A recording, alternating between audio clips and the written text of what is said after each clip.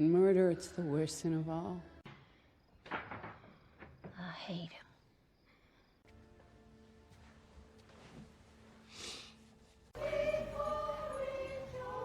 Now you know it's a sin to tell a lie, especially in this place. Get it out! Get it out!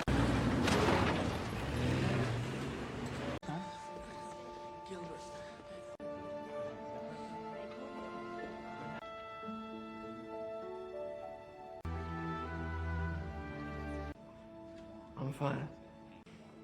Well, I don't... That room. Doss. Down. Somebody picking you up? Where are you going looking all... Keep your greasy paws off of me! Wish me... You're the belt man. Ever since you stuck me with that needle, my heart... We could. What's that? What are you talking about? Bleed. On dating? That's because I'm sitting in the dark.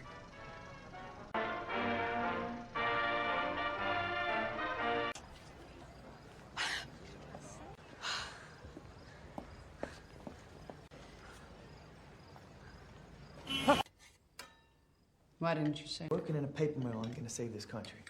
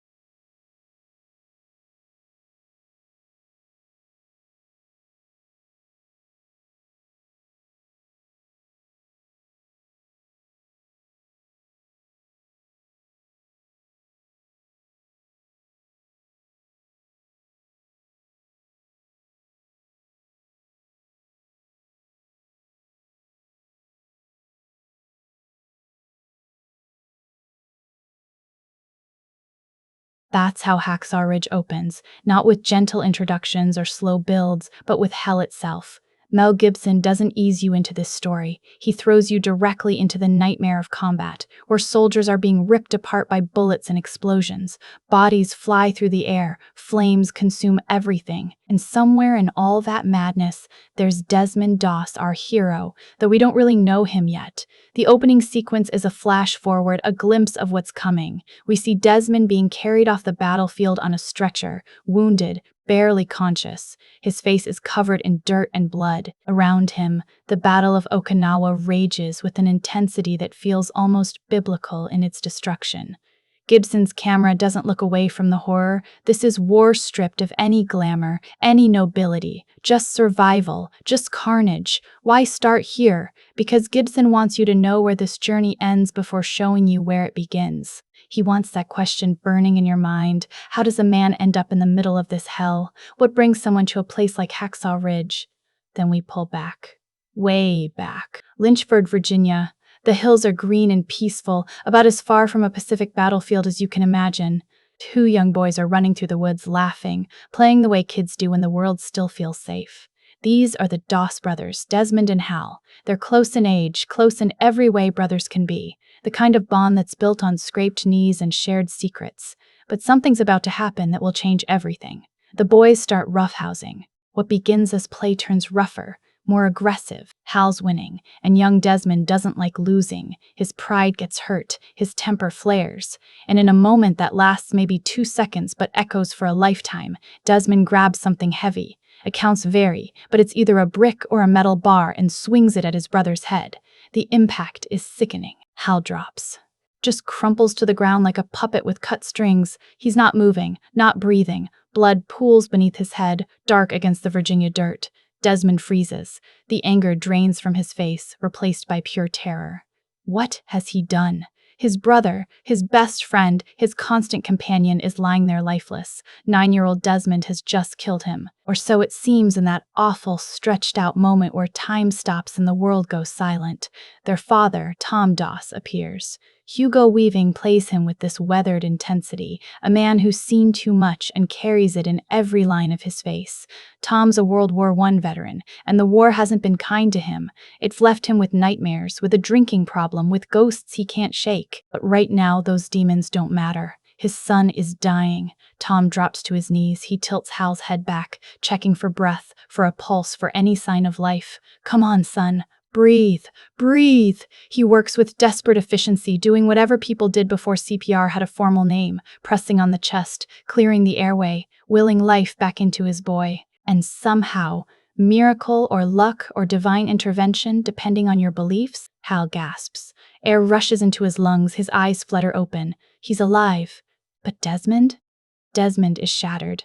The camera holds on Andrew Garfield's young face, or rather the child actor playing young Desmond Darcy Bryce. You can see the exact moment something breaks and reforms inside him. Horror of what he almost did. The weight of almost becoming his brother's killer. That brick or metal bar in his hand might as well weigh 1,000 pounds. Later, in the Doss home, young Desmond sits in his room.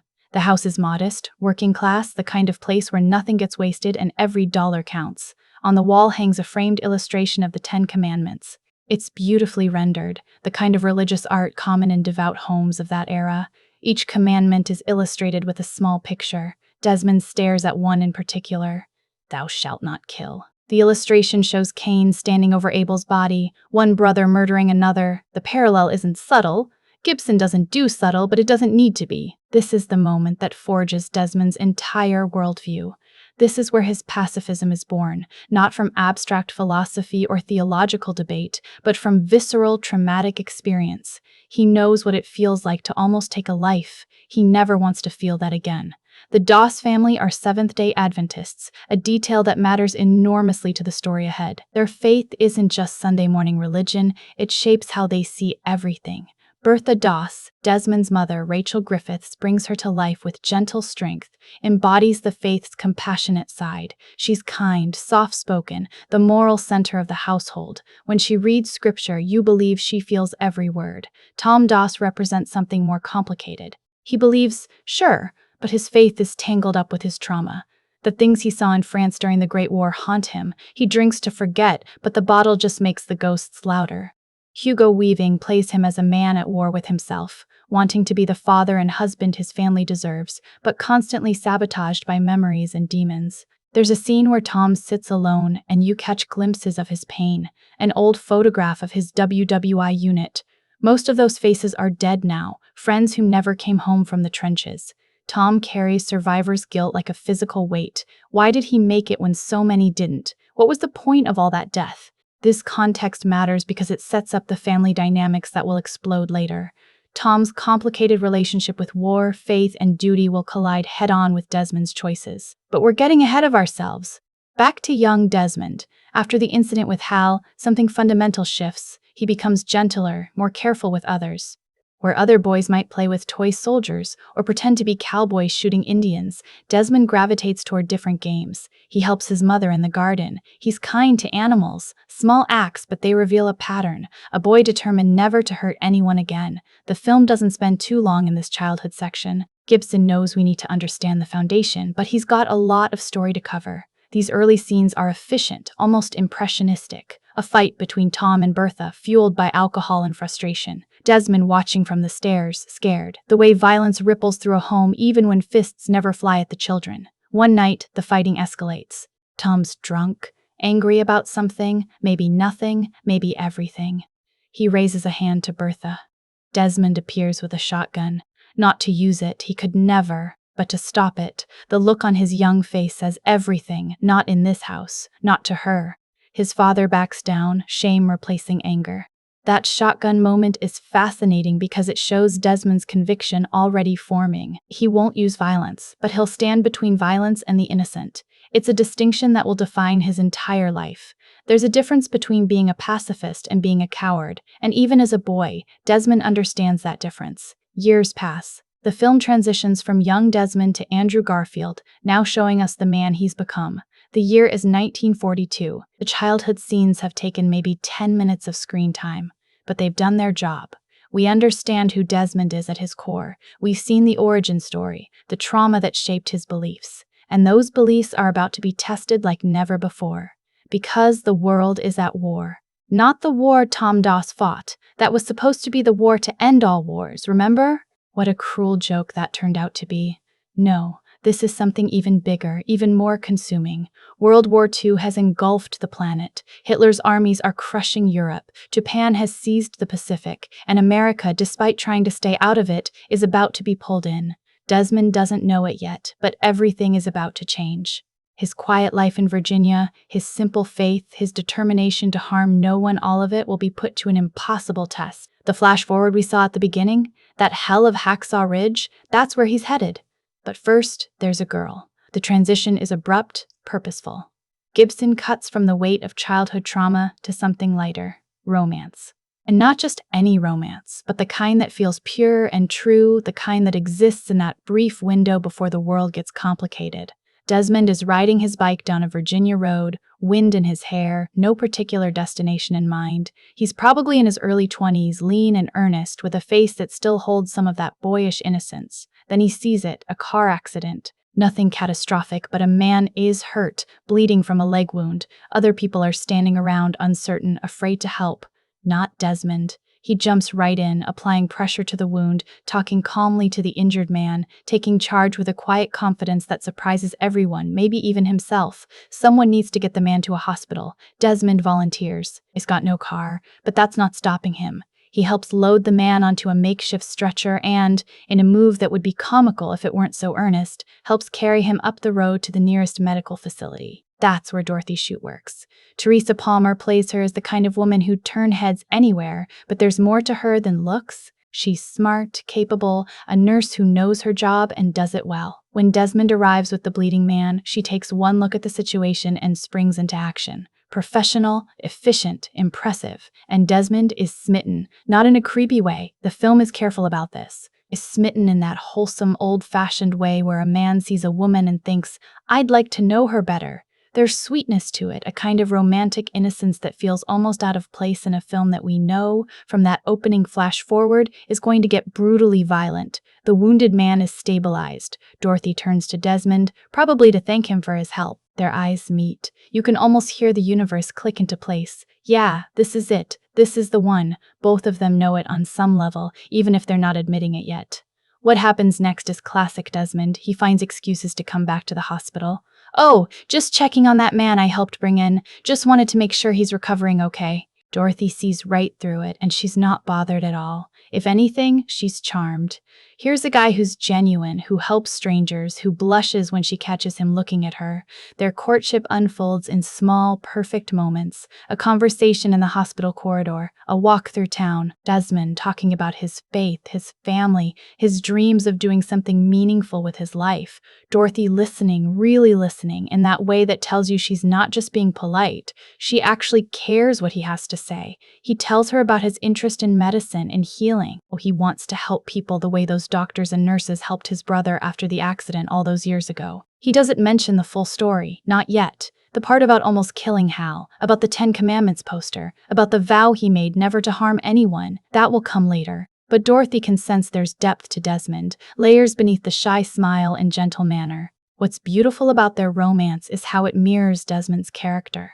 It's not flashy or dramatic. There's no big romantic gesture, no movie-style declaration of love, just two people getting to know each other, liking what they find, and choosing each other day after day.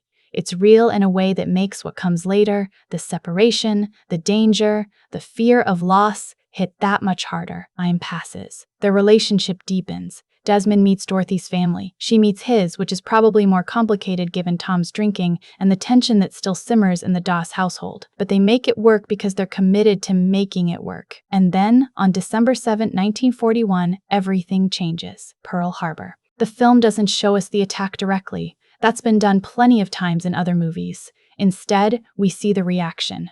Families huddled around radios, listening in disbelief as reports come in. Over 2,400 Americans dead, the Pacific Fleet devastated, the Arizona sinking with over 1,000 men trapped inside. The nation is in shock.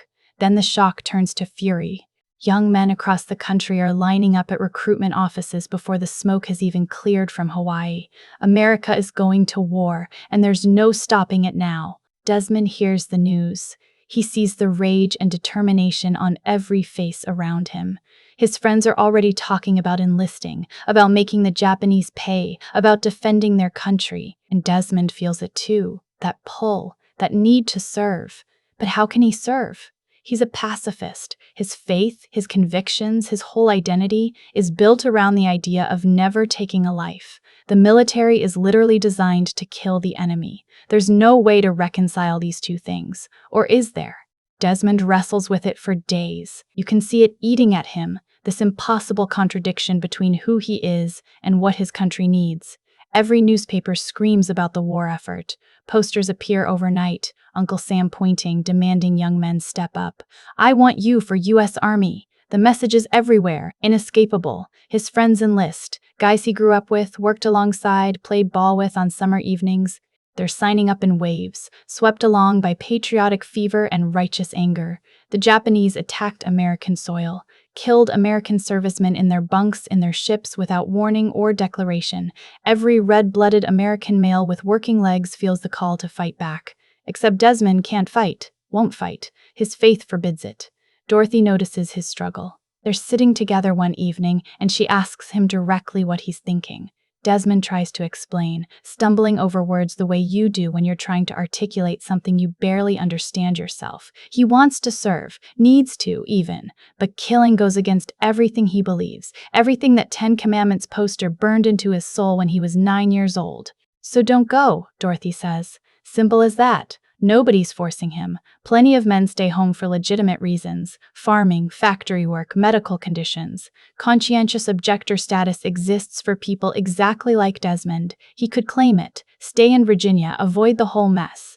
But that's not sitting right with him either. Here's what Desmond understands, even if he can't fully explain it. There's a difference between refusing to kill and refusing to serve. His faith teaches him to value all human life, not just American lives, but that's a more complicated thought for another time. What matters right now is that men are dying. American soldiers are going to fight whether Desmond goes or not. And when they get shot, blown up, burned, they're going to need medical help. Combat medics, that's the answer. The realization hits him like sunlight through clouds. He can serve as a medic. Save lives instead of taking them, run toward the wounded while everyone else runs toward the enemy. It's perfect, or as perfect as anything involving war can be. He gets to honor his country and his faith simultaneously.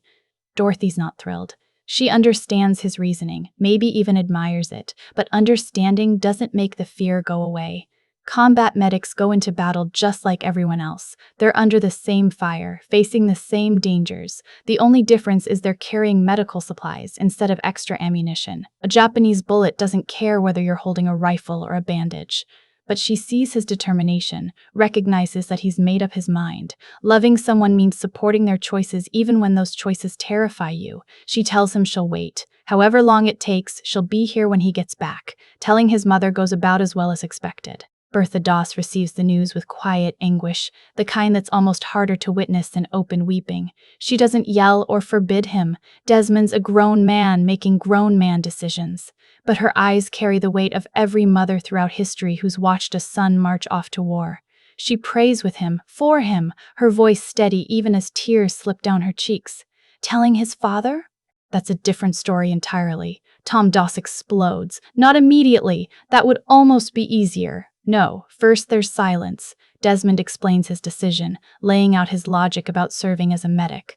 Tom listens with an expression that gets darker by the second. When Desmond finishes, the silence stretches so long it becomes oppressive. Then Tom speaks, and his voice is low, dangerous. You're a fool. The words land like physical blows. Tom's not angry the way fathers get angry about curfews or chores. This is something deeper, raw. This is a man reliving his own trauma, seeing his son about to walk into the same nightmare that destroyed him. Tom starts talking about France, the trenches, the gas attacks. Friends dying in mud, screaming for their mothers, drowning in their own blood. He describes things no son should have to hear, painting war in its truest colors, not glory or honor, but terror and waste. Men reduced to meat, souls shattered beyond repair. You think you're going to save lives? Tom's voice cracks. You'll watch them die. You'll hold their guts in your hands and watch them die anyway, and it'll break you, just like it broke me. Desmond stands firm. I have to go, Father. No. Tom's not asking. He's commanding. Like Desmond is still a boy who can be ordered around. You don't. You stay here. Stay alive. Don't throw your life away for nothing. But Desmond's already made his choice. He loves his father, grieves for the pain carved into every line of Tom's face, yet he won't let that pain dictate his own path. Tom couldn't save his friends in France. Maybe Desmond can save someone in the Pacific. Maybe his father's suffering can have meaning if it drives Desmond to prevent other families from experiencing the same loss. Tom sees he's losing this argument. His son has the same stubborn streak he does. So Tom tries a different approach. He forbids it, outright refuses to give his blessing. In their household, in their faith tradition, a father's blessing matters. Tom weaponizes that tradition, withholding his approval like a final defense. Desmond's jaw tightens. I'm going anyway. The confrontation ends badly. Shouting, accusations, pain on both sides. Tom storms off, probably toward a bottle. Bertha tries to mediate, but there's no middle ground here. Either Desmond enlists or he doesn't. Either he honors his conviction or he surrenders to his father's fear. Days pass. The house is tense, conversations stilted. Tom won't look at Desmond, won't speak to him except in grunts and single syllables. Bertha flutters between them, trying to bridge an unbridgeable gap. Desmond goes to the recruitment office. The recruiter eyes him with the practiced assessment of someone who's processed hundreds of young men in recent weeks. Name? Desmond Thomas Doss. Age? 23. Education? High school. Any medical conditions? No, sir. The questions are routine, the answers unremarkable. Preferred assignment? The recruiter asks. Combat medic. The recruiter nods, unsurprised. Lots of guys request medic training. Less killing, more helping, seems safer somehow. It's not, but the recruiter doesn't mention that. He slides papers across the desk. Sign here. And here. Initial there. Desmond picks up the pen. His hand hovers over the first signature line. This is it. Once he signs, he's government property. Uncle Sam owns him. He'll go where they send him, do what they order him to do. Except for one thing. Sir, Desmond says carefully, I need to register as a non-combatant. I won't carry a weapon. The recruiter's pen stops mid-notation. He looks up, really seeing Desmond for the first time. Come again? Desmond explains. Seventh-day Adventist. Conscientious objector to bearing arms, willing to serve, eager even, but only in a medical capacity. The thou shalt not kill commandment isn't optional for him, it's absolute. The recruiter's expression shifts through several emotions: confusion, irritation, something approaching respect, then back to irritation. This is complicated. The Army has provisions for conscientious objectors, sure, but they're usually assigned to non-combat roles. Desmond's asking for something different, to go into combat without being a combatant, to be on the front lines but refuse the primary tool of survival. Son, that's... The recruiter trails off, searching for the right word. Unusual. Yes, sir. Papers get shuffled. Phone calls are made. Eventually, someone higher up decides this is above their pay grade, but technically permissible. If Desmond wants to be a medic and he's got religious grounds for refusing weapons, well, okay. The Army needs medics. They'll sort out the details in basic training. Desmond signs. The die is cast. Word spreads quickly in a small town. Desmond Doss enlisted but won't carry a gun. Reactions vary. Some folks admire his conviction. Others mutter about cowardice, about hiding behind religion to avoid real fighting.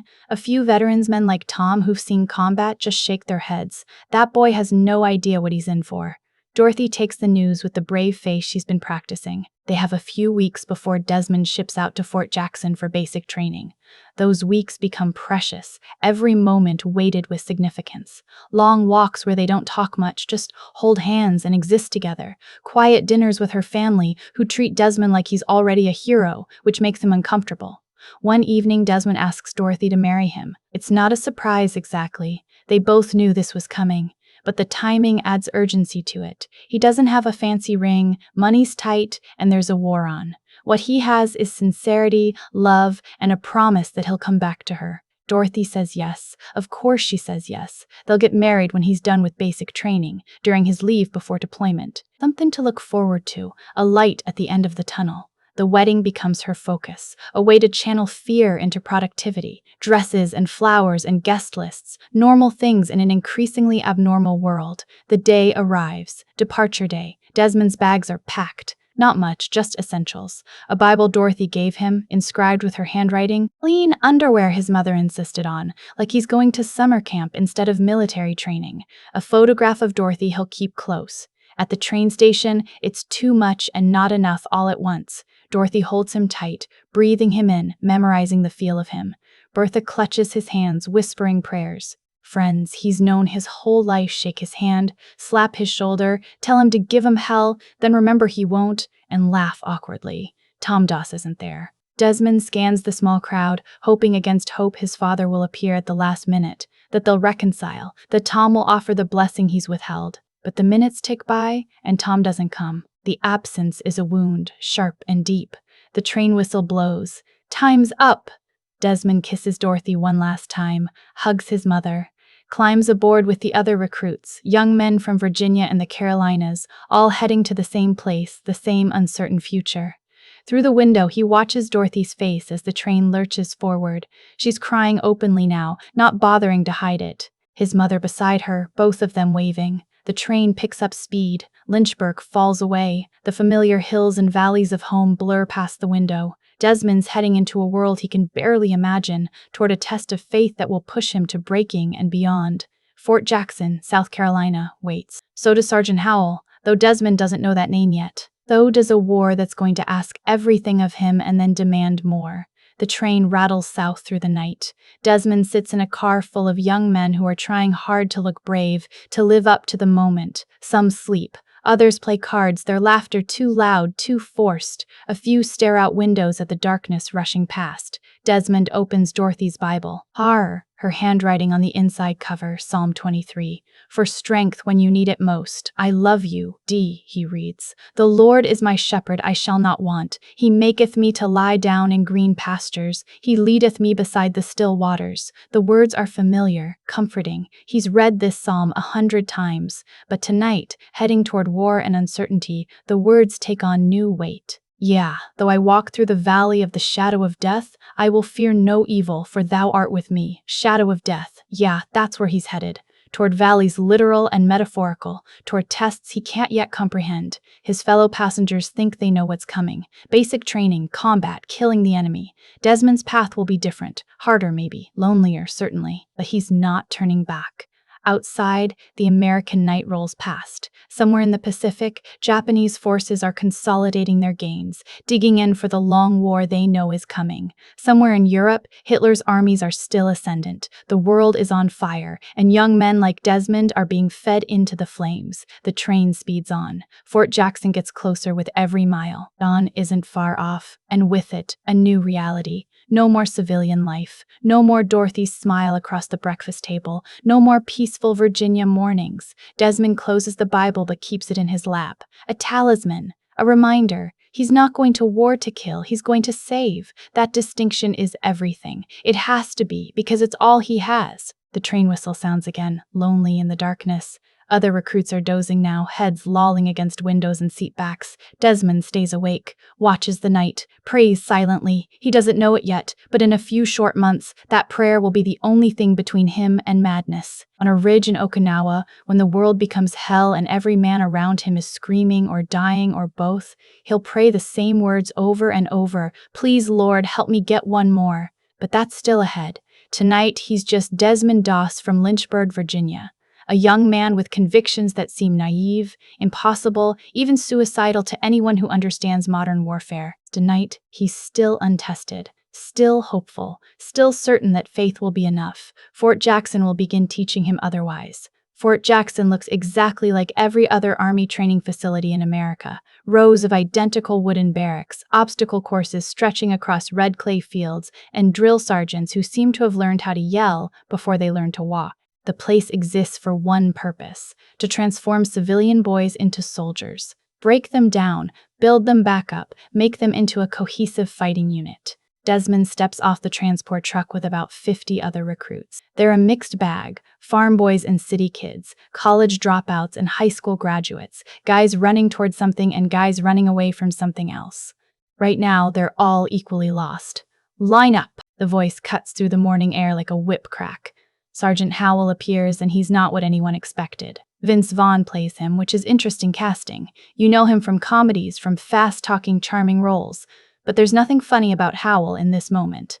He's all business, all edge, scanning the new arrivals like a quality inspector examining defective merchandise. Howell's not cruel, exactly. He's a realist. His job is to prepare these kids for combat, and combat doesn't care about feelings or fairness. The Japanese aren't going to go easy on them because they're homesick or tired, so neither will he. "You are now the property of the United States Army." Howell stalks down the line, getting in faces, cataloging weaknesses. Too skinny, too soft, too confident that one needs humbling. Your mama ain't here, your girlfriend ain't here, there's just me, you, and the very real possibility that you're gonna get blown to pieces if you don't listen to every single word I say. Welcome to basic training. The first few days are a blur of chaos.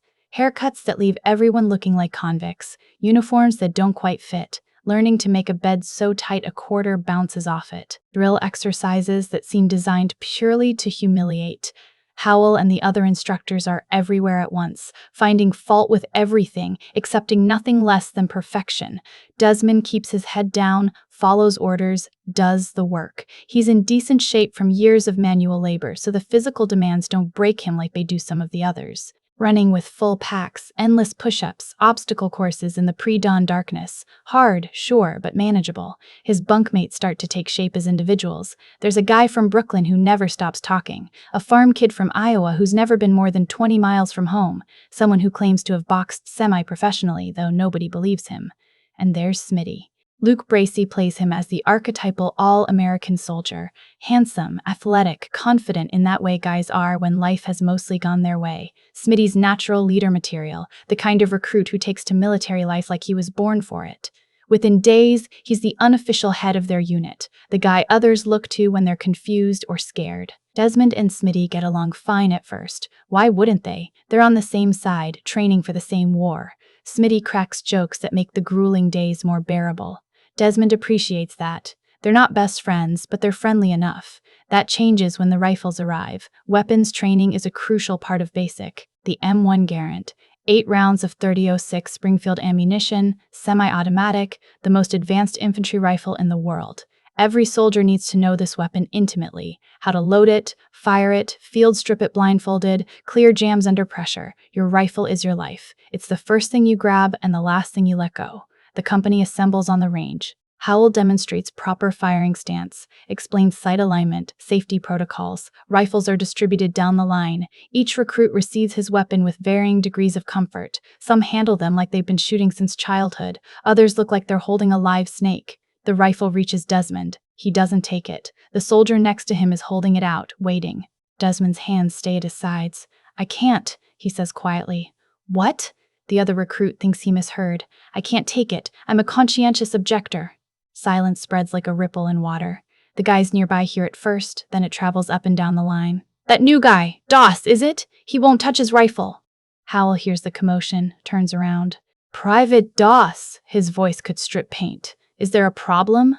Desmond stands at attention. "No problem, sir. I just won't be needing a rifle." The parade ground goes quiet. 50 recruits hold their breath. This is unprecedented. You don't refuse a direct order, especially not in basic training, especially not about something as fundamental as your weapon. Howell approaches slowly. He's probably dealt with difficult recruits before. Mama's boys who cry at night, tough guys who can't follow orders, wise guys who think they're smarter than the system. But this, a soldier refusing his rifle? That's new. "Won't be needing it," Howell repeats, his voice dangerously soft. "You won't be needing the tool that will keep you and every man around you alive." "That what you're telling me, Private?" "I'm registered as a conscientious objector, sir. Non-combatant. I'm here to serve as a medic." A medic. Howell processes this. "So when the Japanese are charging your position with bayonets, you planning to heal them to death?" Nervous laughter from some of the recruits. Desmond's face stays neutral.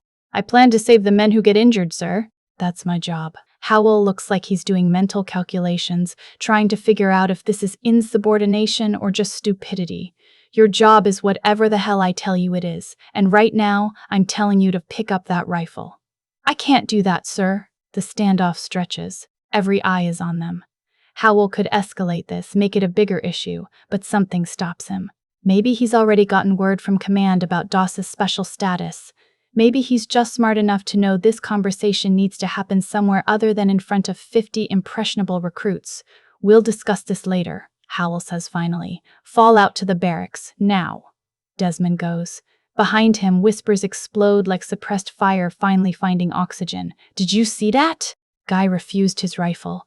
What kind of soldier doesn't carry a weapon? Is he crazy? Is he a coward? That night in the barracks, the questions come fast. Desmond tries to explain his faith, the commandment, his conviction about preserving life rather than taking it. Some guys make an effort to understand. The Brooklyn kid says his cousin's a Quaker, something similar. The Iowa farm boy nods along, though he clearly thinks Desmond's insane. Smitty's not having any of it. Let me get this straight. He's sitting on his bunk, cleaning the rifle Desmond refused to touch. You enlisted, you're going to combat, but you won't carry a gun, that's right. So when we're getting shot at, you're just gonna what? Duck and pray? I'm going to treat the wounded. Get them to safety. Smitty shakes his head, something like disgust crossing his features. You're gonna get people killed, Doss, you understand that? When the shooting starts, we need every rifle firing back. One less gun means more enemy fire coming our way. I didn't enlist to kill people. Well, I hate to break it to you, but that's kind of the whole point of the army. Smitty's voice rises. Other recruits stop their own conversations, tuning in. We're at war. War means killing the enemy before they kill you. It's not complicated. Desmond stays calm. My faith. I don't care about your faith. Smitty stands up now, and there's real anger in him. Your faith doesn't trump the safety of this unit. What happens when you freeze up? When someone needs covering fire and you're too busy praying to help? I won't freeze. You say that now. Wait until you're actually under fire. The argument's drawing attention. Other recruits are choosing sides without realizing it. A few seem sympathetic to Desmond. At least he's got convictions, right? But more align with Smitty. War is war. You can't fight it halfway. A soldier without a weapon is a liability, simple as that. One of the guys pipes up. What if Doss gets one of us killed because he wouldn't shoot? You thought about that, Doss. I won't get anyone killed. Desmond's voice is steady, but you can hear the strain underneath. I'm here to save lives. With what? Good intentions and Bible verses? The mockery continues. It's not vicious yet. That'll come later. But the seeds are planted. Desmond's different. Desmond's dangerous. Desmond can't be trusted. Training continues. Days bleed into weeks. Physical conditioning, tactical exercises, endless drilling. The company improves, starts to gel as a unit. They learn to move together, think together, function as the cohesive fighting force the army needs. All except Desmond. He's always slightly apart. During weapons training, he sits to the side while everyone else practices marksmanship. While others learn to field strip and reassemble their rifles in darkness, Desmond studies medical techniques. The separation is physical and symbolic. He's with them, but not of them. Captain Jack Glover notices. Sam Worthington plays the company commander as a career officer, competent and by the book. Glover's not cruel, but he's got a job to do, prepare these men for the Pacific Theater. Desmond's situation complicates that mission. Glover calls Desmond into his office one afternoon. Private Doss, sit. Desmond sits. The office is sparse desk, filing cabinet, American flag in the corner. Glover studies a file, presumably Desmond's service record. Says here you're a conscientious objector, registered non-combatant. Yes, sir. You understand what you're asking? Glover leans back. Infantry combat without a weapon. That's not how war works, Private. I understand it's unusual, sir. Unusual. Glover almost laughs. That's one word for it. Suicidal is another. You really think you can survive on a battlefield without being able to defend yourself? I'll have my faith, sir. Faith. Glover rubs his eyes. Faith doesn't stop bullets, son. I've seen plenty of praying men die. Desmond doesn't respond. What can he say? Glover's not wrong. Faith won't make him bulletproof, but faith is all he's got, the foundation he's built his entire life on. Remove that, and there's nothing left. Your presence is causing problems in the unit, Glover continues. The men don't trust you. They think you're weak, or worse, that you'll endanger them. I would never. I know what you'd never do. Question is, what will you do when it counts? Glover's not hostile, just pragmatic. Look, I respect your beliefs, truly. But I've got to think about the whole company. If your refusal to carry a weapon undermines unit cohesion, that's a problem I can't ignore. The conversation ends without resolution. Glover can't order Desmond to violate his religious beliefs. That's protected. But he can make his disapproval clear, and if the company commander doesn't trust Desmond, the rest of the unit certainly won't. Back in the barracks, the isolation intensifies. Guys stop talking when Desmond approaches. His bunk is on the end, and it might as well be on another planet. Meals in the mess hall find him eating alone while the rest of the company clusters together, bonding over shared hardships and dirty jokes. Smitty leads the resistance. He's not physically aggressive, not yet, but his contempt is obvious. When they run drills and Desmond performs well, Smitty finds flaws. When Desmond volunteers for extra duties, Smitty makes snide comments about trying to make up for being useless in combat. "Hey, Doss," Smitty calls out one evening. "When the Japs come at us, you gonna throw medical supplies at them? Maybe bandage them to death?" Laughter ripples through the barracks. Desmond keeps his expression neutral, doesn't take the bait. Responding would just escalate things. Better to endure, to prove himself through actions rather than arguments.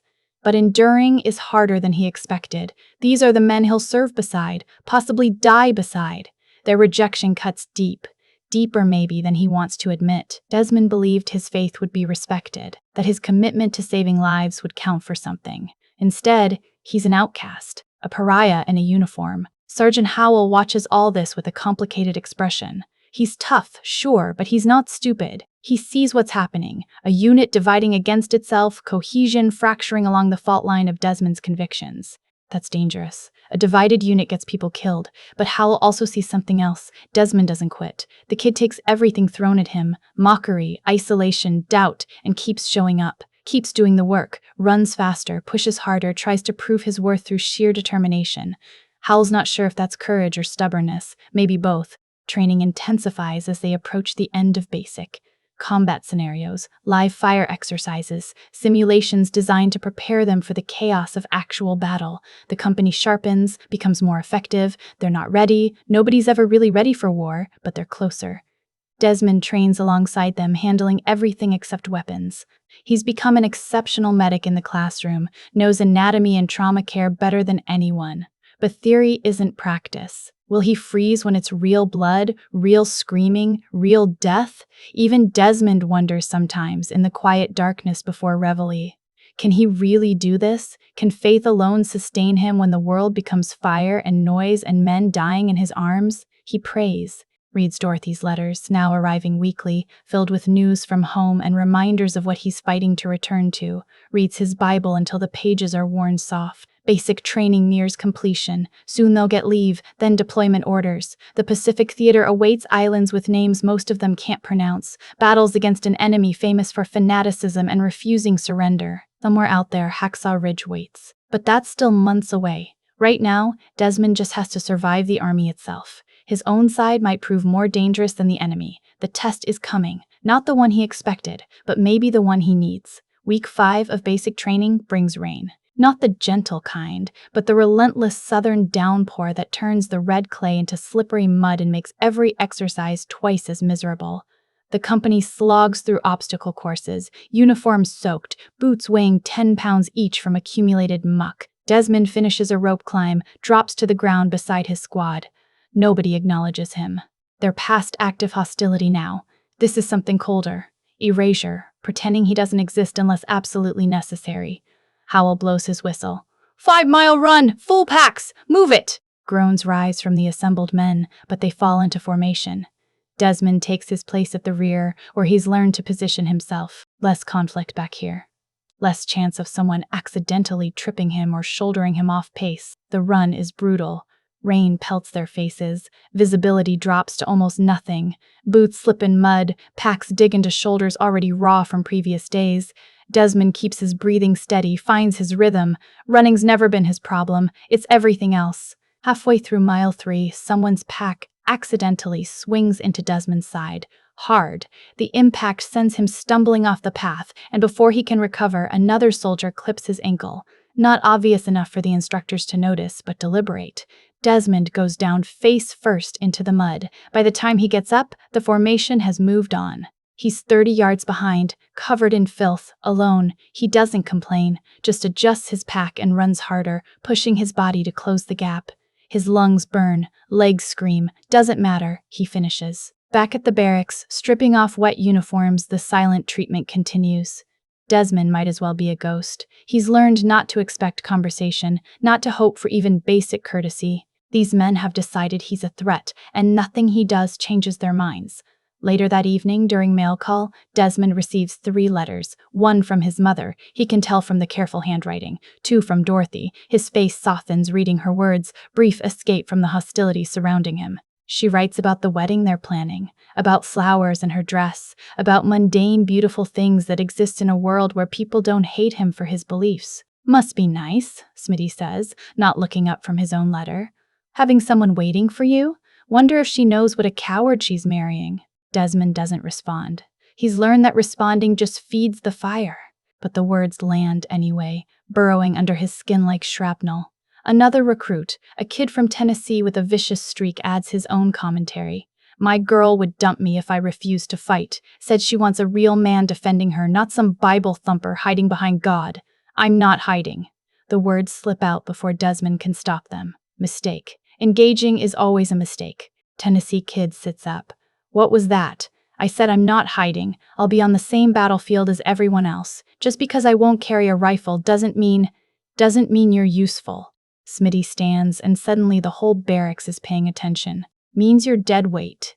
Means when we're fighting, you'll be cowering somewhere, praying while real soldiers do the actual work. Desmond's jaw tightens. I'll be saving lives. That's not cowering. You keep telling yourself that. Smitty's voice drips contempt. But we all know the truth. You're scared, too scared to fight, so you wrapped yourself in religion as an excuse. That's not true. Prove it. Pick up a rifle right now and prove you're not a coward. The challenge hangs in the air. Every man in the barracks watches, waiting. Desmond could end this so easily. Just touch the rifle, compromise a little, show he's one of them. The pressure to conform is enormous, crushing. But he can't, won't. The 10 Commandments aren't negotiable. The vow he made at 9 years old, standing over his brother's nearly dead body, isn't something he can set aside for convenience or acceptance. I can't do that. Smitty's laugh is harsh. Can't. Right, because you're weak. Desmond stands, faces him directly. Believing in something doesn't make me weak. Standing by my convictions when everyone's against me, that takes more strength than you know. For a second, it looks like Smitty might swing. His fists clench, jaw sets. But hitting another soldier is grounds for serious punishment, and Smitty's not stupid enough to cross that line. Not yet. We'll see how strong your convictions are when bullets start flying, Smitty says finally. Then louder, addressing the whole barracks. Listen up. Nobody depends on Doss. Not for covering fire, not for backup, not for anything. In combat, he's on his own. We don't protect cowards. Murmurs of agreement ripple through the room. A few guys look uncomfortable. This is going too far, isolating a squad member like this. But they don't speak up. Going against Smitty means becoming targets themselves, and nobody wants that. Desmond sits back down, returns to Dorothy's letter. His hands shake slightly, but he keeps his face neutral. Can't let them see they're getting to him. Can't show weakness. That night, sleep comes hard. The barracks is never truly quiet. Always someone snoring, someone tossing, the building itself creaking and settling. Desmond lies in his bunk, staring at the ceiling, praying for strength, for guidance, for some sign that he's on the right path. Around 0200 hours, he finally drifts off. He doesn't hear them approach. Hands grab him, rough and sudden. A low case goes over his head before he can react. Desmond tries to call out, but someone's fist connects with his stomach, driving the air from his lungs. More hands drag him from his bunk, out of the barracks into the night. His heart hammers. Can't see, can't breathe properly. Bodies surround him, 4 or 5 at least. They haul him behind the barracks, away from any officers who might be making rounds. Thought we'd have a little talk, Doss. The voice is muffled, unidentifiable. Could be Smitty, could be Tennessee kid, could be anyone. That's the point. A fist hits his ribs, then another. They're not trying to seriously injure him, just hurt him enough to make a point. Desmond curls defensive, protecting his head and core. Doesn't fight back. Can't fight back. Not just because it's against his beliefs, but because he's outnumbered and blinded. You're gonna get us killed, you know that? Another punch, this one to his kidney. Pain explodes white hot. When we're overseas and you freeze up, American soldiers are gonna die because of you. kick to the thigh. His leg goes numb. You should quit. Just quit and go home before you get someone's blood on your hands. More blows, methodical, vicious, designed to leave bruises where the uniform will hide them. These guys know what they're doing. This isn't random violence, it's a coordinated effort to break him. Finally, they stop. Desmond's on the ground, gasping through the pillowcase, body screaming. Footsteps retreat.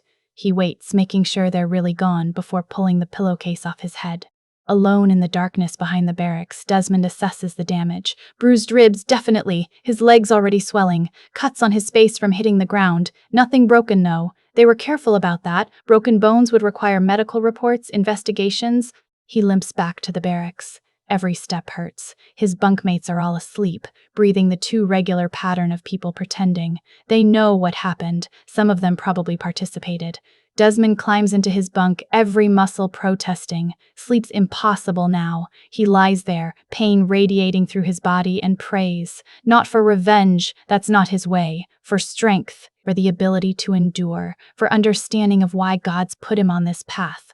Morning comes brutally early. Reveille sounds, and the company drags itself awake. Desmond swings his legs out of bed, bites back a groan as his ribs protest. He pulls on his uniform carefully, hiding the worst of the bruises. Howell walks through during morning inspection. His eyes linger on Desmond's face. There's a cut on his cheek that couldn't be completely hidden, some swelling around his eye. You walk into a door, Private Doss. The question's loaded. Howell's not stupid. He knows exactly what happened. The question is whether Desmond will admit it. Yes, sir. Clumsy of me. Howell holds his gaze for a long moment. Something passes between them. Understanding, maybe. Howell can't stop what's happening unless Desmond reports it, and they both know Desmond won't report it. Ratting out his unit would only make everything worse. Watch where you're going, Howell says finally, and moves on. The day's training is agony. Every movement pulls at bruised muscles. Running reopens the cut on his face. Desmond pushes through, refusing to show weakness. That would be admitting defeat, and he's not defeated. Battered, sure. Isolated, absolutely. But not defeated. Captain Glover calls him in again that afternoon. Private, you're becoming a problem. Desmond stands at attention. Sir? Don't play dumb. The company's divided because of you. Unit cohesion is shot. And now you're showing up with mysterious injuries that you refuse to explain. Glover's voice is tired. This isn't sustainable. I'm managing, sir. Are you? Because from where I sit, you're tearing this unit apart. Good men are focusing more on their hatred of you than on their training. The words sting because they're partially true. Desmond's presence is a problem, not because of anything he's doing wrong, but because his convictions clash with military culture. He's a foreign object, and the body is trying to reject him.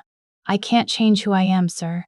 I'm not asking you to. I'm asking you to consider whether you're really suited for infantry combat. There are other ways to serve. Medical units behind the lines, stateside positions, ways you could honor your beliefs without endangering the men around you. It's tempting. God, it's tempting. Leave this nightmare, escape the hostility, serve somewhere safer. Dorothy would prefer it. His mother would sleep better at night. Even his faith doesn't require him to specifically be in combat. But something in Desmond resists. Backing down now feels like admitting they're right, that he is weak, that his convictions can't stand up to pressure. More than that, soldiers on the front lines need medics most. Hiding behind the lines while other men face death seems like cowardice dressed up as prudence. I appreciate the suggestion, sir, but I enlisted for combat service. That's where I'm needed. Glover sighs. You're a stubborn son of a bitch, Doss. I'll give you that. Yes, sir. Training continues.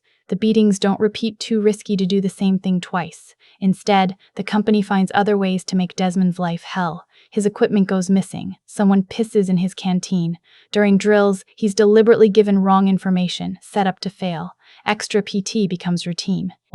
Whether trying to toughen Desmond up or just responding to complaints from the unit, assigns him additional exercises. More laps, more push-ups, more everything.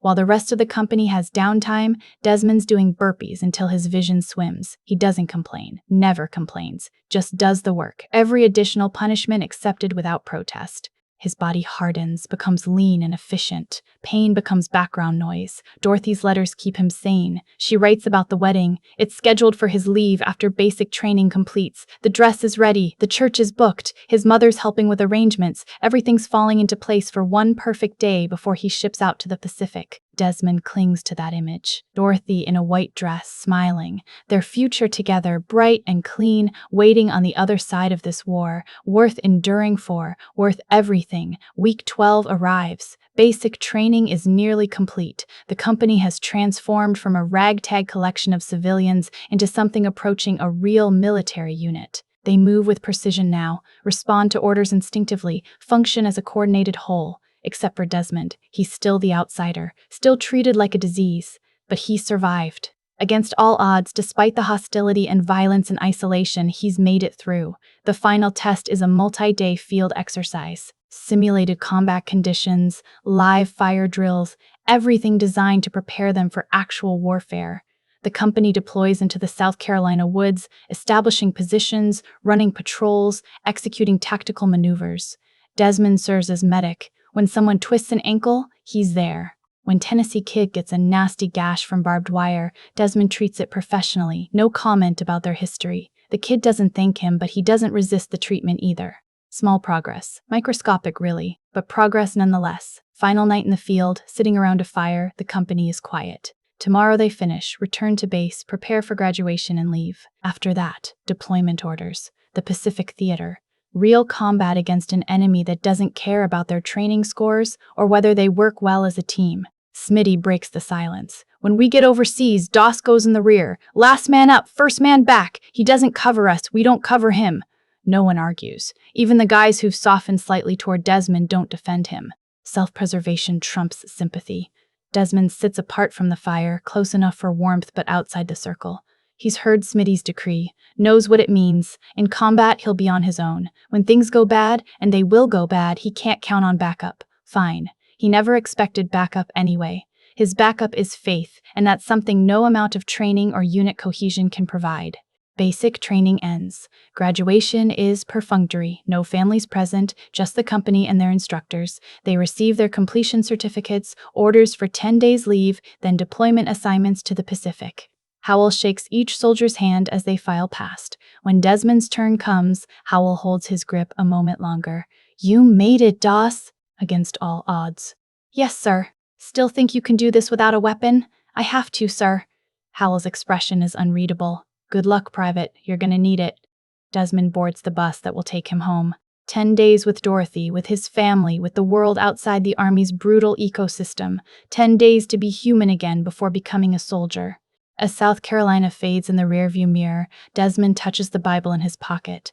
He's survived basic training, but the real test is still ahead. The company doesn't trust him. His commanders doubt him. Even he's not entirely sure he can do what he's promised. But he's come this far. Quitting isn't an option. Not now. Not ever. Virginia waits. Dorothy waits. And after that, war. Home feels like another planet. Desmond steps off the bus in Lynchburg, duffel bag over his shoulder, and the difference hits him immediately. No drill sergeants yelling, no hostility radiating from every direction, just Virginia in springtime, dogwoods blooming white along the roads, the Blue Ridge Mountains soft in the distance. Dorothy's waiting at the station. She spots him and runs across the platform. Their embrace is fierce, desperate, months of separation compressed into a single moment. She smells like home, like everything good he's been fighting to protect. You're thinner, she says, pulling back to look at him properly. Army food's not like your mama's cooking. She touches the fading bruise on his cheek, the question in her eyes. Desmond kisses her forehead instead of answering. Some things don't need explaining. She's smart enough to read between the lines. The wedding is scheduled for day 7 of his leave. 1 week to prepare, to finalize details, to pretend for a little while that the world isn't at war. Dorothy's mother has transformed their modest living room into command center, with seating charts and flower samples covering every surface. Desmond's mother cries when she sees him. Happy tears, relief tears, gratitude to God for bringing him home, safe tears. She's made his favorite meal, fried chicken, mashed potatoes, green beans from her garden. They eat together, his mother and Dorothy talking over each other, sharing news and gossip and updates on people Desmond barely remembers. Tom Doss doesn't join them for dinner. He's somewhere else, probably the VFW hall, probably drinking. The wound from their last confrontation hasn't healed. Maybe it never will. Desmond doesn't chase him. Some bridges stay burned. The week passes in a blur of wedding preparations and stolen moments with Dorothy. They walk through town hand in hand, make plans for after the war, talk about the house they'll buy and the children they'll have. Normal dreams, simple dreams, the kind that seem impossible when you're being beaten in the dark by your own unit. Day 6, 24 hours before the wedding. Desmond's at Dorothy's house helping move chairs when the military police arrive. 2 MPs in crisp uniforms, faces neutral and professional. Private Desmond Doss, his stomach drops. Yes, you're under arrest for refusal to obey a direct order. You need to come with us. The room goes silent. Dorothy's mother stops mid-sentence, a handful of ribbons falling from her grasp. Dorothy's face drains of color. There must be some mistake, Desmond manages. I'm on leave. The wedding's tomorrow. We have our orders private. You can come voluntarily or we can make this difficult. What choice is there? Desmond sets down the chair he's holding, looks at Dorothy. Her eyes are huge, terrified. It'll be okay, he tells her, believing none of it. I'll fix this. The MPs take him, not roughly, but firmly, into their vehicle, back toward Fort Jackson. Dorothy runs after the car, calling his name, until they turn a corner and she disappears from view. At the base, everything moves fast and cold. Processing, paperwork. A cell in the military stockade, not a real prison, but close enough. Concrete walls, metal bars, a cot that's somehow less comfortable than his bunk in basic training. Lieutenant Colonel Cooney appears. Matt Nable plays him as a career officer with political ambitions, the type who sees Desmond's case not as a matter of conscience, but as a problem to be solved, preferably quickly and quietly. Private Doss. Cooney's voice carries authority and annoyance in equal measure. You've put me in a difficult position. Desmond stands. I didn't mean to, sir. Didn't mean to. Cooney laughs without humor. You refused a direct order to carry a weapon. That's insubordination. In wartime, we could shoot you for that. The threat hangs heavy. Cooney's not actually going to execute him, probably, but the point is made. Desmond's in serious trouble. I registered as a conscientious objector, sir. I have the right. You have the right to serve in a non-combat role. You do not have the right to endanger your unit by refusing essential equipment. Cooney leans forward. Here's what's going to happen. You're going to be court-martialed. And unless you plead guilty and accept reassignment, you're going to prison, possibly for the duration of the war. Prison, missing the wedding, missing the war, which should be relief but feels like failure. Everything he's endured, all the beatings and isolation and pain, for nothing. I can't plead guilty to following my faith, sir. Cooney's patience evaporates. Then you're a fool. Think about your fiancé, your family, your future. Is your stubbornness worth throwing all that away? After Cooney leaves, Desmond sits on the cot, head in hands. Tomorrow was supposed to be the happiest day of his life. Dorothy in her dress, their families gathered, vows exchanged before God. Instead, he's in a cell, facing charges that could destroy everything. He prays. What else is there? Captain Glover visits the next morning. Through the bars, he looks almost sympathetic. Doss, this has gone too far. Cooney wants to make an example of you. I didn't ask for this, sir. No, but you refuse to compromise. That's the same thing. Glover sighs. Look, I'll be honest. I don't understand your position, but I respect that you believe it.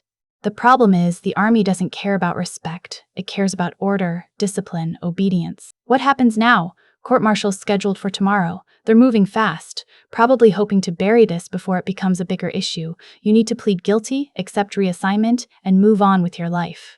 I can't. Glover's frustration shows. Why not? You'd still be serving. Just somewhere safer, somewhere your beliefs aren't a problem.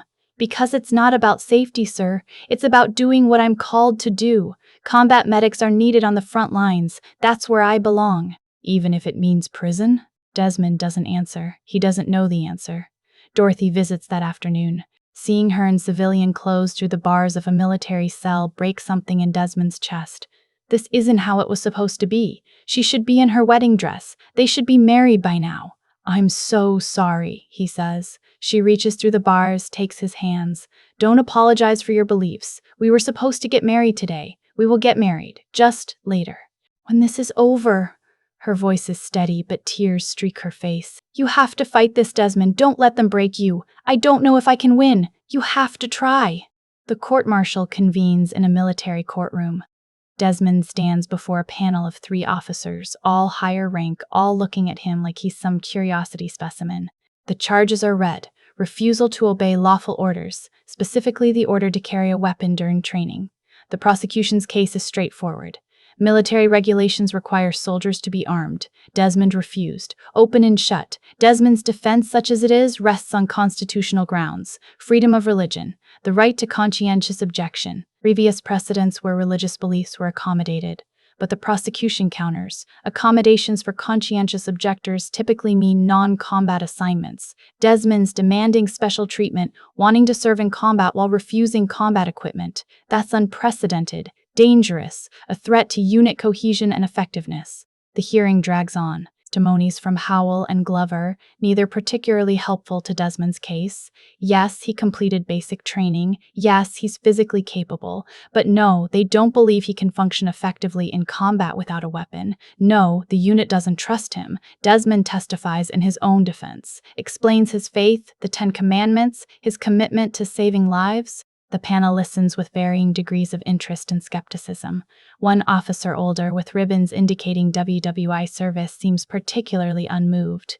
"Private Doss," this officer says during questioning, "what makes you think you're special? Thousands of men with religious beliefs are serving right now. They've found ways to reconcile faith and duty. Why can't you? I'm not trying to be special, sir. I just can't violate my beliefs. Even if it costs lives, even if your refusal to provide covering fire gets American soldiers killed, I'll save more lives as a medic than I ever could with a rifle, sir." The officer shakes his head, unconvinced. This isn't going well. Then the courtroom doors open. Tom Doss enters. He's wearing his WWII uniform, hasn't fit quite right in decades, a bit tight around the middle, but he's got it on, medals pinned to the chest. The transformation is startling. This isn't drunk Tom, angry Tom, broken Tom, Bida. This is Sergeant Tom Doss, veteran of the Great War, a man who earned his stripes in French mud. Behind him walks a man in a suit, a lawyer. The presiding officer looks annoyed. "This proceeding is closed too. I'm Desmond Doss's father," Tom interrupts, "and I have relevant testimony. Also constitutional grounds for dismissal that this tribunal needs to hear." The lawyer steps forward, introduces himself, presents credentials. Somehow, maybe called in favors, maybe spent money they don't have, Tom secured legal representation. Real representation, not just a military-appointed officer going through motions. The panel confers briefly, then allows it. Tom takes the stand. What follows is painful and powerful in equal measure. Tom talks about France, about watching his friends die, about the guilt and nightmares that followed him home. Hugo Weaving delivers it with raw emotion, a man finally confronting decades of trauma.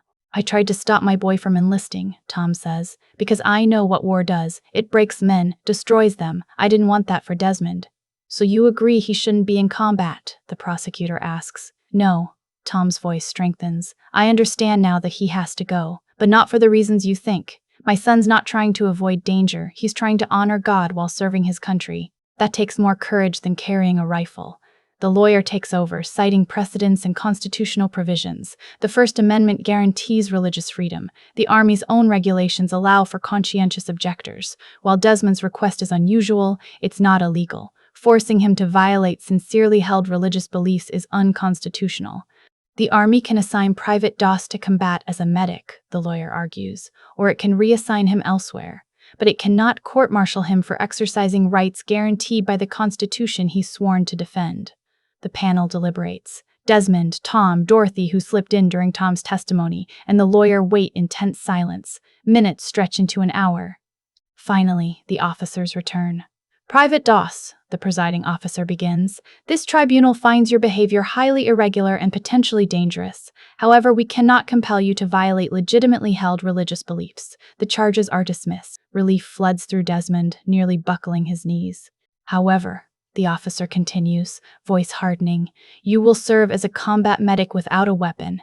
If, when your refusal to arm yourself costs American lives, that blood will be on your hands. You'll carry that to your grave. Dismissed. Free." He's free. Outside the courtroom, Desmond embraces his father for the first time in months. Tom's rigid, uncomfortable with affection, but he doesn't pull away. "Thank you," Desmond whispers. "Don't thank me yet. You still have to survive the war." Tom's voice cracks. "You come home, boy. You hear me. You come home." Dorothy's there, and suddenly nothing else matters. The court-martial, the hostility, the fear, it all falls away. She's here. He's free. They can still get married. The wedding happens 3 days later, rushed and smaller than planned, but perfect nonetheless. Dorothy walks down the aisle of their church and Desmond forgets how to breathe. Vows are exchanged, rings slip onto fingers, their first kiss as husband and wife. One perfect day before the nightmare resumes. Deployment orders arrive, 77th Infantry Division, Pacific Theater. Destination, Okinawa. The name means nothing to Desmond yet, just another island in a war full of islands. Okinawa. Hacksaw Ridge. The place where everything he believes will be tested by fire. The Pacific Ocean stretches endlessly in every direction, blue-gray water meeting pale sky somewhere beyond comprehension. Desmond stands on the deck of the transport ship, watching flying fish skip across the waves. Below deck, hundreds of soldiers pack the holds, sleeping in shifts, playing cards, writing letters home that might never get mailed. 3 weeks at sea, long enough for everyone to get restless, for the initial excitement to curdle into anxiety. They're heading towards something massive, everyone knows it. Okinawa represents the final stepping stone before mainland Japan. If the island falls, Tokyo is next. The Japanese know this too, which means they'll defend it with everything they have. Desmond's been assigned to Company B, 1st Battalion, 307th Infantry Regiment. Different unit than his basic training company, thank God. Fresh start, new faces. Maybe these guys won't hate him on sight. That hope dies quickly. Word travels fast in military circles. The conscientious objector who won't carry a weapon? Yeah, that story made the rounds. By the second day aboard ship, everyone in Company B knows about Desmond. The reactions are predictable: skepticism, anger, contempt. Here we go again. Smitty's on the same ship. Different company, but close enough that they cross paths occasionally. He sees Desmond, shakes his head, says something to his buddies that makes them laugh and glance Desmond's way.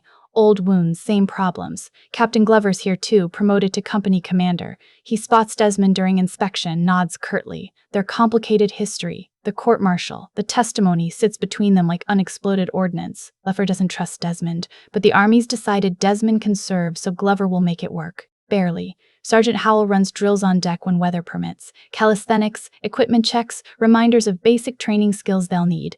Vince Vaughn's character has evolved slightly. He's seen Desmond survive things that should have broken him. I'll still not convinced the kid can handle combat, but there's grudging respect underlying the skepticism now. The ship plows westward. Days blur together. Seasickness affects half the men. Rumors spread about what waits at Okinawa. Some say the Japanese are starving, ready to surrender. Others claim they're dug into caves and bunkers, prepared to fight to the last man. Nobody knows for sure, which makes the anxiety worse. Desmond spends time with his medical supplies, organizing and reorganizing. Bandages, morphine syringes, sulfa powder for infections, tourniquets, the tools of his trade. He quizzes himself on trauma protocols, arterial pressure points, how to stabilize a sucking chest wound, book knowledge. Soon it'll be tested for real. Hawa appears on the horizon on a gray April morning. The island looks peaceful from a distance. Green hills, beaches, could be a vacation spot in another life. But as the ship approaches, the illusion shatters. Destroyed buildings dot the coastline. Smoke rises from inland fires. The sound of artillery reaches them across the water, a distant rolling thunder. The naval bombardment is already underway. Battleships offshore are pounding Japanese positions, shells the size of cars arcing through the air to explode against fortifications. The sheer scale of it is overwhelming. This is industrial warfare, violence mechanized and amplified beyond human comprehension. Landing craft ferry soldiers from ship to shore. Desmond's in the third wave, packed shoulder to shoulder with men who won't meet his eyes. The craft rocks in the surf, diesel fumes mixing with salt air and fierce sweat. Someone vomits. Nobody comments. The ramp drops. They wade through knee-deep water onto Okinawan sand. Desmond expects immediate gunfire, chaos, the landing scenes from newsreels. Instead, relative quiet. The beach is secure. They've landed unopposed. "Keep moving!" Howell's voice cuts through. "Inland, don't bunch up." They march into Okinawa proper. The civilian population is mostly gone, fled, killed, or hiding. Abandoned villages show signs of hasty evacuation. A child's doll in the dirt. cooking pots still on cold stoves, ghosts everywhere. The company digs in at a staging area several miles from the beach. Tents go up, supply lines get established, briefings begin. Officers gather around maps pointing at terrain features and enemy positions. One location gets mentioned repeatedly, Hacksaw Ridge. The name sounds innocuous, almost quaint. It's neither. Hacksaw Ridge, officially called the Maida Escarpment, is a sheer cliff face, roughly 400 feet high, forming a natural fortress. The Japanese have fortified the top with machine gun nests, artillery positions, and interconnected tunnel systems. Taking it is essential for the American advance. But getting up there? That's the problem. 400 feet of cliff, an intelligence officer explains, using a stick to indicate on the map. Rope cargo nets are the only way up. You'll be climbing while they shoot down at you. Once you reach the top, if you reach the top, you'll be on flat ground honeycomb with bunkers and caves. They've got interlocking fields of fire covering every approach. Silence from the assembled soldiers. This sounds impossible. This sounds like suicide. We've tried twice already, the officer continues. Both times got pushed back with heavy casualties.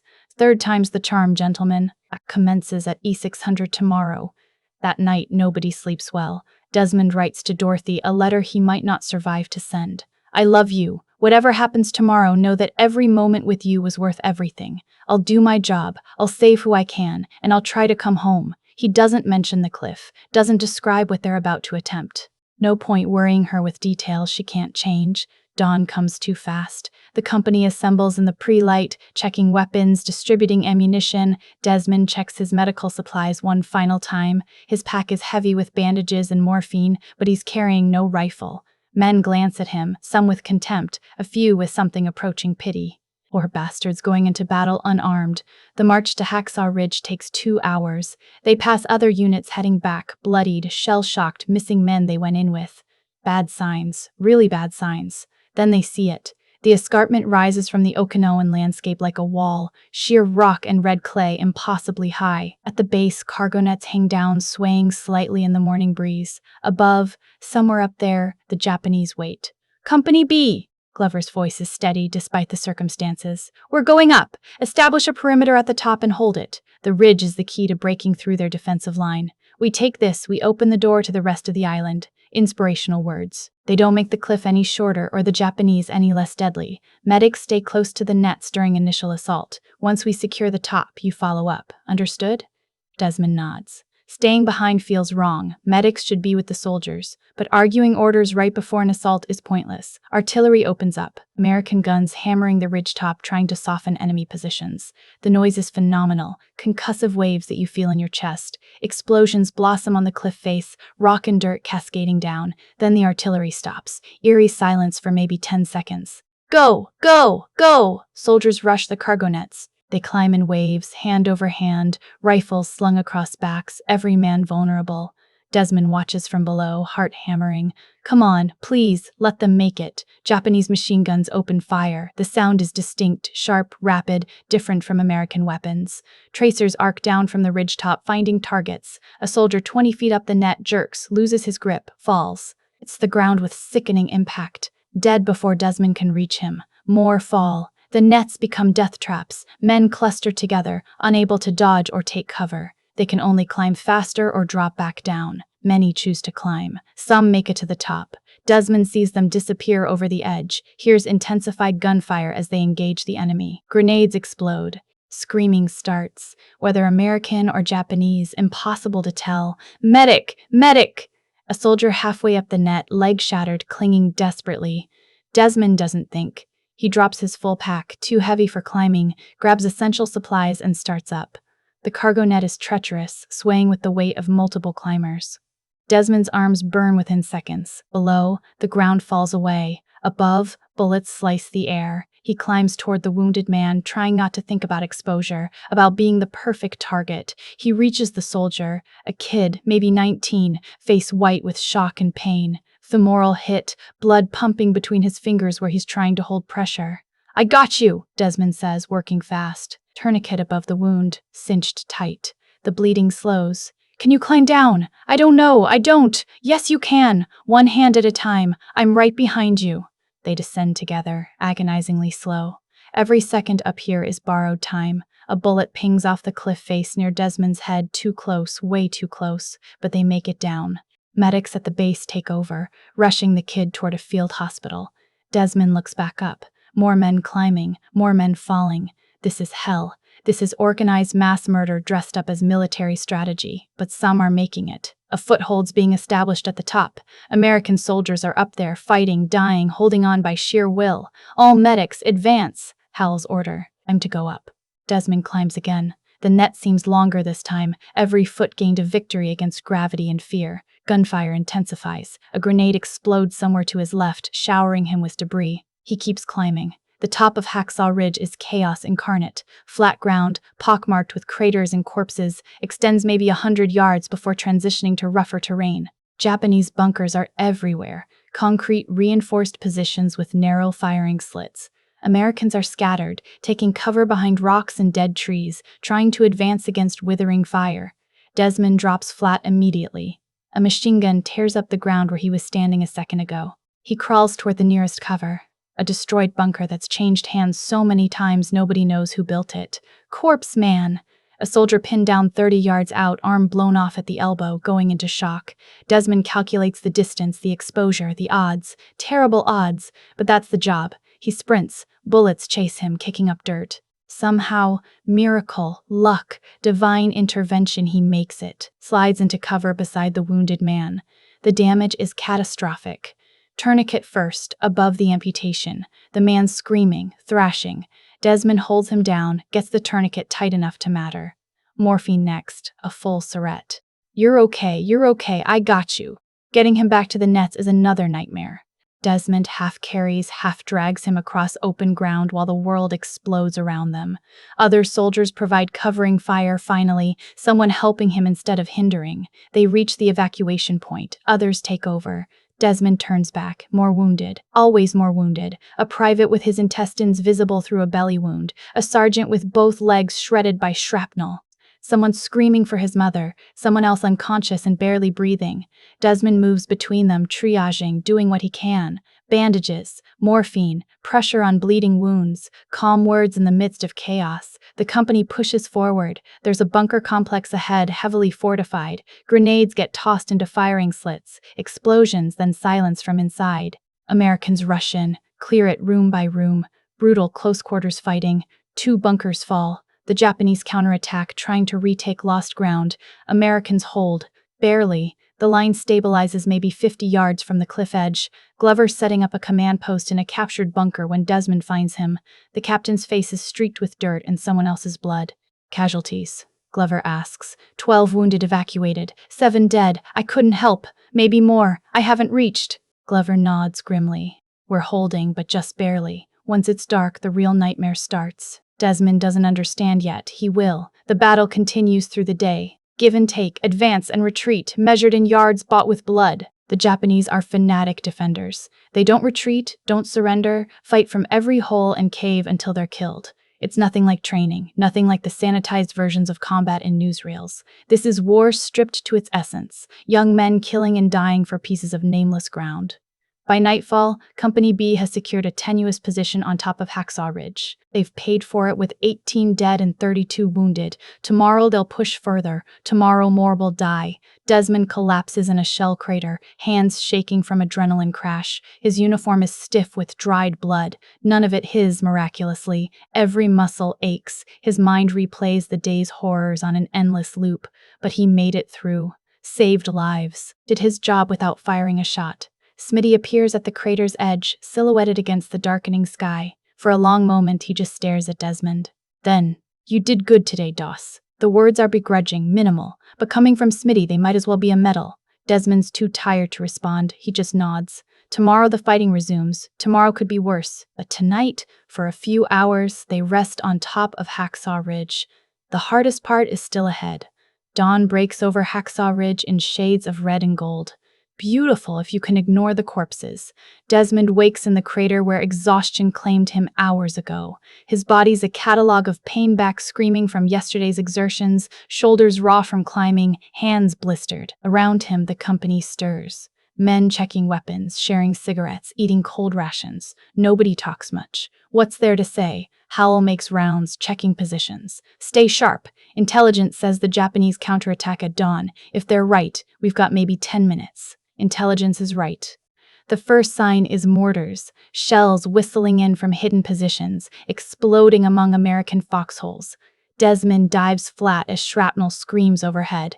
The barrage lasts 3 minutes, feeling like 30, then stops. Silence for maybe 5 seconds. Then the screaming starts. Japanese soldiers pour from tunnel entrances nobody knew existed. Dozens of them, hundreds maybe, emerging from the earth like nightmares made flesh. They charge the American positions with rifles, grenades, bayonets, some with nothing but knives and suicidal determination. Banzai! The cry is terrifying, primal. These aren't soldiers retreating or surrendering. They're attacking, accepting death as the price of taking Americans with them. The Japanese doctrine is clear. Better to die fighting than live in defeat. American rifles open up. Machine guns chatter. Grenades arc through the morning air. The noise is apocalyptic, a wall of sound that makes thinking impossible. Training takes over muscle memory, drilled responses, mechanical violence. Desmond has no weapon, can't fight back, can only watch as the wave crashes into their lines. The Japanese break through on the left flank. Hand-to-hand combat erupts, bayonets, knives, rifle butts used as clubs, men grappling in the dirt, screaming, dying, civilization stripped away, leaving pure animal survival. Fall, back, someone's yelling. Fall, back to the nets. The order spreads. Company B retreats, fighting every step. Men drag wounded buddies, lay down covering fire, try to maintain some semblance of order. But it's chaos. Pure chaos. Desmond runs toward a soldier down in the open, hit in the chest, gasping like a fish on land. He reaches him, starts applying pressure. A Japanese soldier appears from nowhere, rifle raised. Desmond doesn't have time to react. A shot rings out. The Japanese soldier drops. Smitty's there, smoking rifle in hand. Move, Doss! We're leaving! They carry the wounded man together, Smitty providing cover while Desmond handles the casualty. 30 yards to the nets. 20. 10. An explosion grenade, mortar something, lifts Desmond off his feet. He hits the ground hard, ears ringing, vision swimming. He rolls over, trying to orient. Smitty's on the ground, not moving. No. Desmond crawls to him, shrapnel wounds across Smitty's back and legs, blood pooling beneath him. Desmond rolls him over gently. Smitty's eyes are open, aware but fading. Doss, blood on his lips. Get out of here. I'm not leaving you. You have to. Smitty coughs, red spray, lung hit, maybe worse. Tell my folks, tell them, he doesn't finish. The light goes out of his eyes like someone blew out a candle. Just like that. 1 second alive, the next gone. Desmond kneels there, hands covered in Smitty's blood, while the battle rages around him. Smitty who hated him, Smitty who called him a coward, Smitty who saved his life 30 seconds ago. Dead now. Gone. Doss! Howell's voice cuts through. We're pulling out. Now. The retreat's underway. Americans streaming toward the cargo nets, climbing down as fast as physics allows. Japanese forces pressing hard, trying to catch them before they escape. The ridge is lost. They held it for 1 day. Paid in blood for worthless ground they're now abandoning. Desmond looks at Smitty's body. Can't carry him. Too heavy. Too far. But leaving him feels like betrayal. I'm sorry, he whispers, then runs for the nets. Men scramble down the cliff face, desperation lending speed. Bullets chase them. Some fall, tumbling through space to shatter on rocks below. Desmond reaches a net, starts descending. His hands slip on blood, his or someone else's, doesn't matter. He catches himself, keeps going. At the bottom, officers are doing head counts. The numbers are grim. Company B went up with 155 men. Maybe 90 made it down. The rest dead or dying on top of the ridge. Wounded still up there, someone reports to Glover. 20, maybe 30. Can't tell for sure. Glover's face is stone. We can't help them. The position's overrun. The words hit Desmond like a physical blow. 30 men. Wounded. Abandoned. Local. Left to die or be captured, which amounts to the same thing given Japanese treatment of prisoners. Officers organize the retreat, fall back to secondary positions, regroup, count losses, plan the next attempt. Desmond stands at the base of the cliff, staring up. 30 men, maybe more, bleeding out on top of Hacksaw Ridge while their company abandons them. No, he can't accept that. Won't. Those men didn't die yet. They're wounded. Wounded means savable. His job is saving lives, not walking away from them. Private Doss, fall in! Howell's order is direct. Desmond doesn't move. He's calculating. The Japanese are focused on consolidating their reclaimed position. They might not notice one unarmed American moving carefully. And once night falls, visibility drops to almost nothing. In darkness, he could. Doss, that's an order. I have to go back, Sergeant. Howell stares at him like he's insane. The ridge is lost. Going back is suicide. There are wounded men up there. There are wounded men down here too. Men we can actually save. Nobody else can reach the ones on top. Desmond's voice is calm, certain. But I can. I have to. You'll die. Maybe. Probably. But what's the alternative? Let 30 men bleed out because it's dangerous to help them. That's not medicine. That's not faith. That's not who Desmond is. I'm going back. He turns and starts climbing before Howell can stop him. Behind him, voices yell, orders, curses, please to come back. Desmond ignores them all, hand over hand up the cargo net. His arms protest, muscles already exhausted from the day's fighting. Doesn't matter. Climb. The ridgetop is eerily quiet when he crests the edge. The Japanese have moved to secure the far side, leaving the area near the cliff temporarily empty. Bodies everywhere, American and Japanese mixed together in death's democracy. Smoke from burning equipment, the smell of blood and cordite. Desmond crawls forward, staying low. First priority, find the living, moaning to his left. He creeps that direction, finds a private with his leg nearly severed. The man semi-conscious, in shock, hours from death without treatment. Desmond applies a tourniquet, shoots him full of morphine. Stay quiet, I'll get you out. But how? The man can't climb, can't even stand. Desmond needs to lower him somehow. He scavenges rope from destroyed equipment, ties makeshift harnesses, drags the private to the cliff edge, every yard taking minutes, every sound potentially alerting the Japanese. At the edge, he rigs a pulley system using rope and a support beam from a blown bunker. Amateur hour engineering. Might work. Might send the man plummeting to his death. Only one way to find out. Desmond lowers him over the edge, feeding rope through his bleeding hands. The private descends in jerky increments. 20 feet. 50, 100. Finally, slacken the rope, he's reached bottom. One down. Desmond crawls into the carnage, searching. Another wounded man, this one shot through the gut. Still breathing.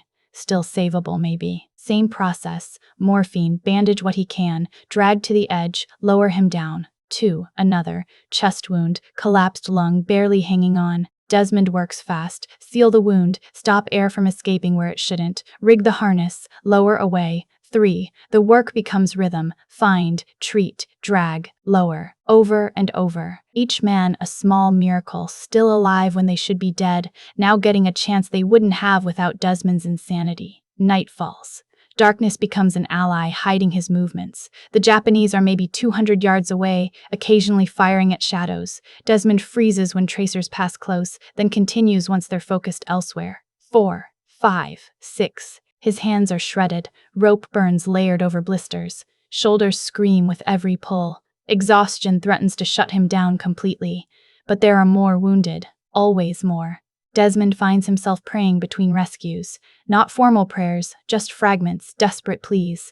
Please, Lord, help me get one more. 7, 8, just one more, please. 9, 10. The prayer becomes mantra. Every time he lowers a man and thinks he's done, he prays it again, and every time he finds another soldier clinging to life. 11, 12. Some are conscious enough to recognize him. Doss, that you? Yeah, stay quiet. You came back. Of course I came back. 13, 14. A Japanese patrol passes close, too close. Desmond flattens in a crater, holding his breath, praying to be invisible. They walk within 10 feet, talking in their language, then move on. Close. Way too close. 15, 16. His system for lowering wounded is refined now. He can rig the harness in under a minute, get a man over the edge in 2. Efficiency born of repetition. Still, each rescue takes time. The night won't last forever. 17, 18. Desmond finds Howell. The sergeant's unconscious, leg mangled by shrapnel. He never made it down in the retreat, abandoned with the rest. Desmond works on him with extra care. This man tormented him in training but also taught him how to survive. Complex relationships summed up in battlefield medicine. 19. One more, Lord. Just one more. 20. 20. 20. Dawn's approaching. Desmond can see the sky lightening toward the east. Time's running out. Once the sun's up, the Japanese will spot him for sure, but there are still wounded, still men who need him. 22. 23. His body's beyond exhaustion now, operating on pure willpower and prayer. Muscles move because he demands it, not because they have anything left to give. Blood, sweat, and tears, literally all three coating his uniform. 24. 25. Please, one more. The prayer's automatic now, breathed between actions like a heartbeat. Find, treat, drag, lower, pray, repeat. 30, 40. Wait, he's lost count. How many? Doesn't matter. More wounded, more work. 50, 60. The sky's definitely lighter now. He can make out shapes, see faces. Dangerous, but also helpful, easier to spot the wounded. 70. Desmond's hand flip on the rope, nearly drops a soldier, catches him just in time, lowers carefully. His vision swims. Dehydration, exhaustion, maybe the beginning of shock. Doesn't matter. More wounded. 75. He searches the area one final time as dawn breaks fully. Bodies everywhere, but these ones are cold. Gone. Nothing he can do for them except say a silent prayer. The wounded, the savable ones are all down. 75 men who would have died. 75 chances at life. Time to leave. The Japanese will be active soon if they aren't already. Desmond crawls toward the cliff edge, so tired he can barely coordinate his limbs. A Japanese soldier appears. Young, surprised. They lock eyes. The soldier raises his rifle. Desmond's too exhausted to run. This is it. After everything, this is how it ends. The Japanese soldier stares at him, looks at Desmond's medic armband, the red cross clearly visible. Looks at the blood covering Desmond. The rope burns on his hands, the utter exhaustion in his face. The soldier lowers his rifle, motions toward the cliff edge. Go. Desmond doesn't wait for him to change his mind. He scrambles to the nets, starts down. The descent is agony, every grip sending fire through his ruined hands. He falls the last 15 feet, lands hard, collapses. Hands grab him, American voices. It's Doss! He's alive! They carry him to the aid station. 75 wounded men are there, being treated, evacuated. 75 lives saved by one unarmed medic who refused to leave them behind. Word spreads through the battalion. That crazy, conscientious objector, he saved them. Saved them all. The field hospital is organized chaos when they bring Desmond in. Doctors and nurses moving between cots, triaging the endless stream of wounded. 75 men from Hacksaw Ridge alone, plus casualties from other sectors. The medical staff is overwhelmed, running on coffee and adrenaline. A nurse cuts away Desmond's uniform, the fabric so blood-soaked it's stiff. She gasps when she sees his hands. The rope burns have stripped skin down to raw meat in places. Blisters have burst and bled. His palms look like they've been put through a grinder. How did you even hold rope like this? She asks, cleaning the wounds with antiseptic that makes him bite down hard. Had to. She bandages him carefully, wrapping gauze around his hands until they look like boxing gloves. His shoulders get examined, strained, maybe partially torn muscles from the repeated lowering, bruised ribs from the grenade blast. Dehydration so severe they hook him to an IV immediately. You need rest, the doctor says. Real rest. Days of it. Desmond nods, already drifting. Exhaustion drags him under like an undertow. He sleeps for 16 hours straight. When he wakes, Captain Glover is sitting beside his cot. Sir. Desmond tries to sit up. Pain stops him halfway. Easy, Private. You've earned the right to stay horizontal. Glover's face is different somehow. The skepticism, the doubt, it's gone, replaced by something else. Respect, maybe, or awe. What you did up there, I've been in the Army 15 years, never seen anything like it. Just doing my job, sir. Your job was to retreat with the company. You disobeyed a direct order. For a second, Desmond tenses. Another court-martial? After everything? Glover's expression softens. I'm not filing charges, Doss. I'm recommending you for a medal. What you did going back alone, saving 75 men, that's beyond heroism. That's... He trails off, searching for words. That's something else entirely. 75. The number's confirmed. Desmond saved 75 soldiers from Hacksaw Ridge while the Japanese controlled the position. Impossible. Except it happened. I was wrong about you, Glover continues. Back in training, at the court-martial, I thought your convictions were naive, dangerous. I thought you'd get men killed. He pauses. Instead, you saved more lives in one night than most soldiers save in an entire war. I owe you an apology, Private Doss. I'm sorry I doubted you. The words land with weight, an officer apologizing to a private, unprecedented, but earned. Apology accepted, sir. Glover stands to leave, then turns back. The men are different now. The whole battalion's talking about what you did. You've become something of a legend. After he leaves, other visitors come. Soldiers. Desmond pulled off the ridge, now bandaged and recovering. They shake his hand carefully, given the wrapping or salute, or just nod with expressions that say more than words could. One private, the first man Desmond lowered, breaks down crying. I heard you praying, up there in the dark. Thought I was dreaming, or dying, or both. Then you saved me. Why? Why risk your life for mine? Because your life matters, Desmond says simply. Same as anyone's. The private leaves, wiping his eyes. 2 days pass. Desmond's hands heal slowly, the bandages getting changed daily. He can walk now, move around the hospital area. Other wounded soldiers greet him everywhere. Recognition, gratitude, respect. The transformation from outcast to hero is surreal. On the 3rd day, Sergeant Howell appears. He's on crutches, left leg heavily bandaged. The shrapnel wounds were serious, but he'll recover, thanks to Desmond getting him off the ridge. Howell sits on the edge of Desmond's cot without asking permission. For a long moment, neither speaks. You saved my life, Howell finally says. His voice is rough, emotional in a way Vince Vaughn's character has never been before. I was unconscious up there, couldn't move, would have died or been captured. Couldn't leave you, Sergeant. After everything I'd put you through in training, all the extra PT, the harassment I allowed, the doubt. Howell shakes his head. I didn't deserve your help. Wasn't about deserving. It was about need. Howell looks away, jaw working. I thought you were weak, Doss. Thought your faith was an excuse to avoid combat. I was so sure you'd freeze when things got real. He meets Desmond's eyes. I've never been more wrong about anything in my life. You were doing your job, Sergeant, trying to prepare us. My job was to recognize courage when I saw it. I failed. Howell extends his hand. Thank you, for my life, for showing me what real strength looks like. They shake. The grip is firm despite Desmond's bandages. An understanding passes between them all. The history, the conflict, the transformation. Forgiven. Forgotten. Brothers now. Word comes down. The battalion's preparing for another assault on Hacksaw Ridge. New strategy. More artillery support. Coordinated attack with other units. They're taking that ridge if it costs the entire division. The assault is scheduled for Saturday. Desmond's stomach drops. The Sabbath, his day of rest and worship, his faith's non-negotiable holy day. Officers brief the company. H hour is 0800 Saturday morning. Every available man will participate. This is the big push, the coordinated effort to break through the Japanese defensive line once and for all.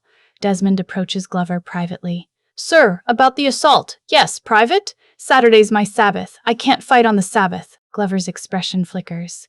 Here's the complication he should have anticipated. Desmond's faith isn't convenient. It doesn't make exceptions for military necessity.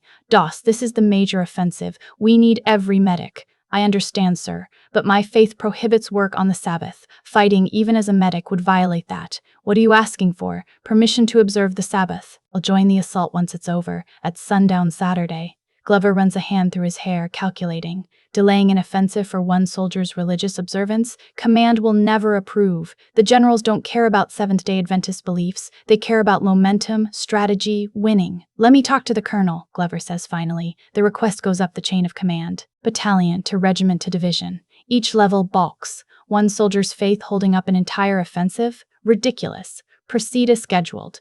But then something unexpected happens. The company refuses. Not loudly, not formally. But when officers start prepping for the Saturday assault, soldiers start speaking up. Quiet conversations in mess halls, in foxholes, during equipment checks. Doss saved my life. If he says he needs Saturday off, he needs Saturday off.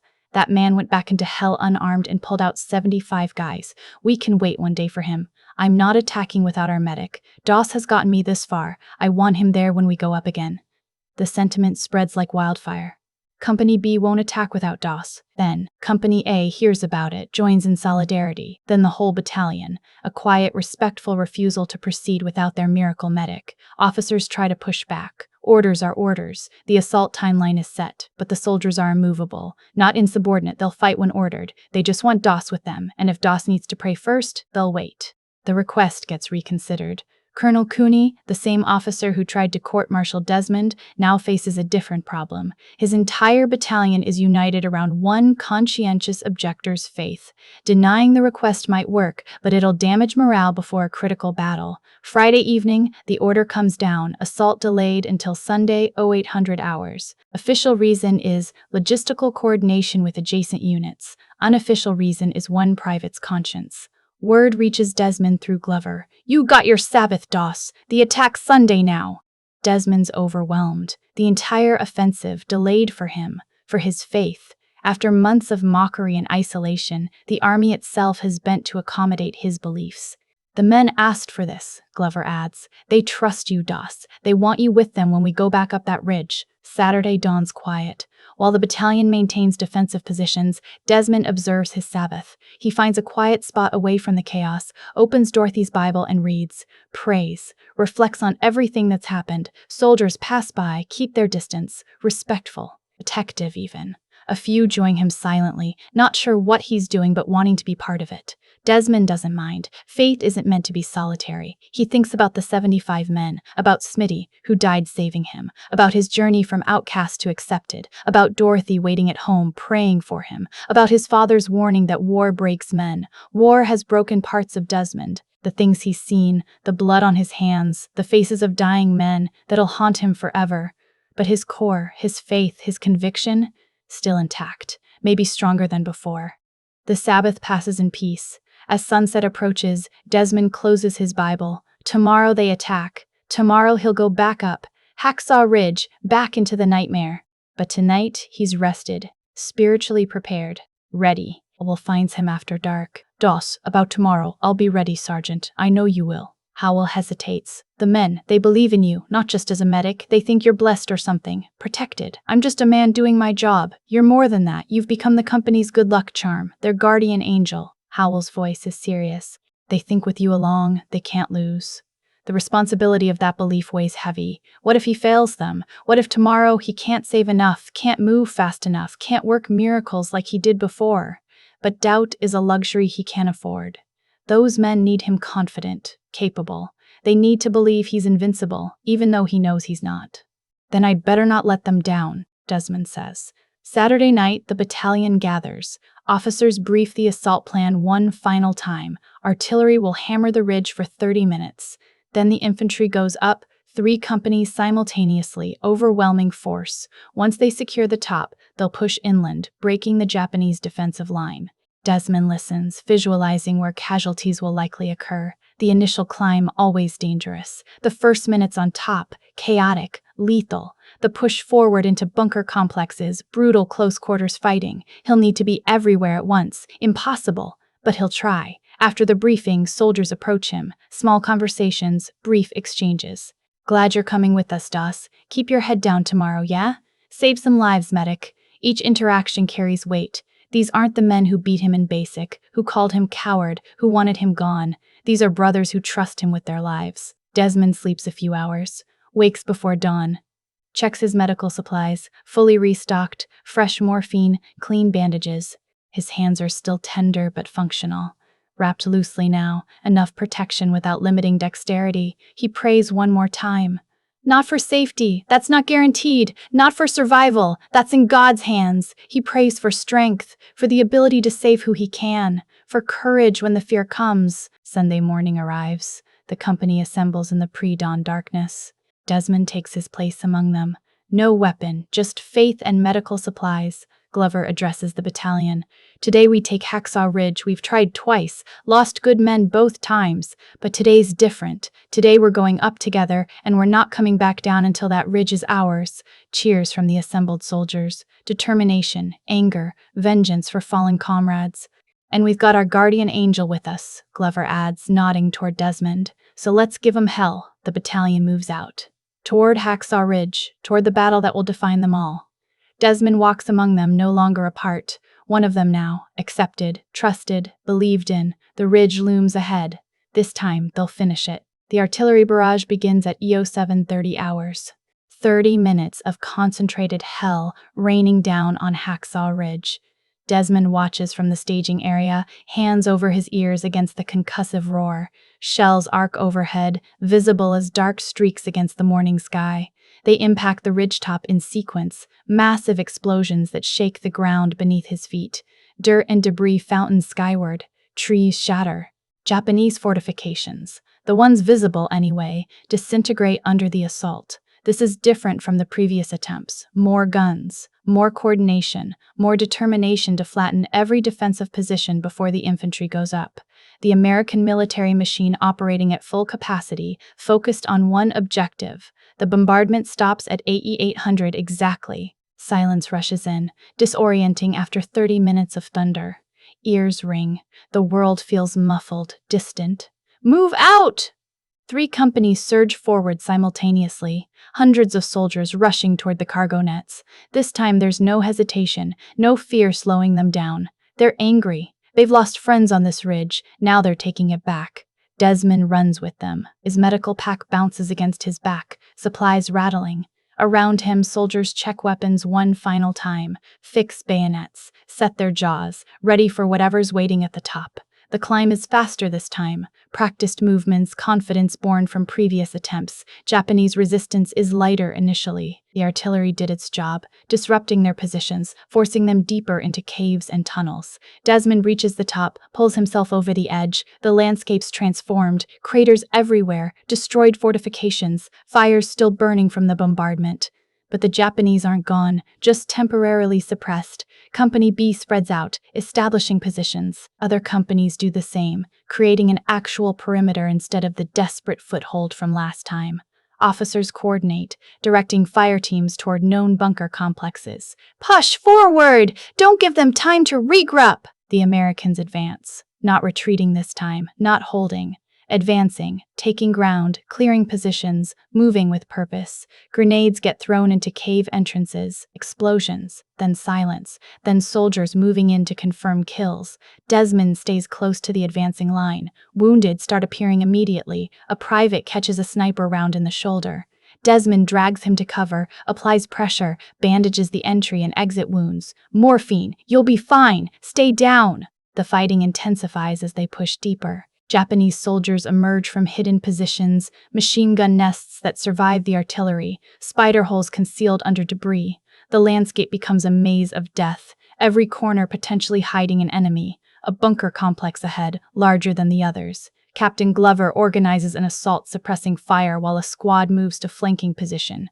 Grenades through the firing slits. Explosions inside, muffled by concrete walls. The squad rushes the entrance. Gunfire erupts from within. Close quarters, brutal. Americans and Japanese fighting room to room. The sound is distinct. Rifles in enclosed spaces, deafening, violent. Wounded soldiers stagger out. 3, 4, 5 men hit in the assault. Desmond works fast, triaging. This one first arterial bleed, minutes to live without intervention. Tourniquet, pressure, stop the bleeding. Next shrapnel wounds, painful but not immediately lethal. Bandage and morphine, deal with it later. Next, unconscious, possible head trauma. Check pupils, breathing, pulse. Concussion, maybe skull fracture. Needs evacuation immediately. Medic. The call comes from inside the bunker. Desmond leaves the wounded in shelter, runs toward the entrance. Inside is darkness and smoke. Bodies, Japanese and American, on the floor. A soldier pinned under debris, leg trapped, bleeding badly. Desmond works by feel as much as sight. Can't see the wound clearly, but he knows anatomy. Femoral artery has to be. Nothing else would bleed this fast. He finds the pressure point, applies force. The bleeding slows. Someone brings a flashlight. Better visibility now. He can see the damage, see what needs to be done. Bandage, tourniquet, morphine. We need to move this debris. Other soldiers help, lifting the fallen beam. The trapped man screams, broken leg underneath, bone visible. Desmond splints it quickly. Basic field stabilization. Get him to the evacuation point. Back outside, the assault continues. The bunker complex is cleared. Americans are pushing further, maybe 200 yards from the cliff edge now. They're actually taking the ridge, holding ground instead of getting pushed back. But the Japanese aren't finished. A white flag appears from a cave entrance. Soldiers freeze, unsure. The flag waves again. A voice calls out in broken English. Surrender! We surrender! Glover signals halt. The company stops advancing, weapons trained on the cave. This could be legitimate. Japanese soldiers do surrender occasionally, despite their culture's emphasis on death before dishonor. But it could also be a trap. "Come out!" Glover shouts. "Hands visible! No weapons! Movement in the cave! Figures emerging!" 3, 4, 5 Japanese soldiers, hands raised, looking defeated. They shuffle forward slowly. Something's wrong. Desmond feels it before he understands it. These soldiers are too calm. Their body language doesn't match surrender. And their hands, positioned oddly, like they're holding something. Grenades. It's a trap. The Japanese soldiers drop their pretense, pulling the pins. They're going to rush the American position, detonate in the middle of them. Suicide attack disguised as surrender. Desmond reacts on instinct. He's closest to them, unarmed, defenseless. But there are American soldiers behind him, men who'll die if these grenades detonate. He charges forward, not away from the threat toward it. His hands, still tender from the rope burns, swat at the first grenade, knocking it away from the group. It bounces, rolls, detonates 20 feet away. Shrapnel whistles past but hits no one. Second grenade. Desmond kicks it soccer style, sending it tumbling back toward the cave. It explodes harmlessly. The third grenade is already armed, already falling. The Japanese soldier holding it is too close to the American line. If it detonates there, Desmond dives, covers the grenade with his body. The explosion is enormous, pain beyond description. The world becomes fire and force and agony. Desmond flies through the air, lands hard, can't breathe, can't think. Gunfire. The false surrender. Japanese soldiers are being cut down. Their trap failed. Desmond doesn't see it. He's on the ground, everything wrong, everything broken. Hands on him, voices shouting. "Medic! We need a medic!" Ironic. The medic needs a medic. Someone's working on him. Multiple someones. Tourniquets, bandages, morphine. Lots of morphine. The pain recedes slightly, replaced by floating numbness. Glover's face appears above him. The captain's expression is stricken. "Doss, stay with me. You're going to be okay." Desmond tries to speak. Can't. His body won't cooperate. Something's very wrong. His left arm isn't responding, feels detached. His side is wet, warm. Blood. Lots of it. "You saved us," Glover says, and he's crying. An officer crying over a private. "That grenade would have killed a dozen men. You saved us all." Desmond wants to say something profound. Something about faith, about duty, about why he did what he did. But the morphine's pulling him under, and all he manages is, "Dorothy, we'll get you to her, I promise." They're moving him, carrying him toward the cliff edge. The battle's still raging. Americans pressing forward, Japanese falling back. The ridge is being taken, finally. But Desmond barely registers it.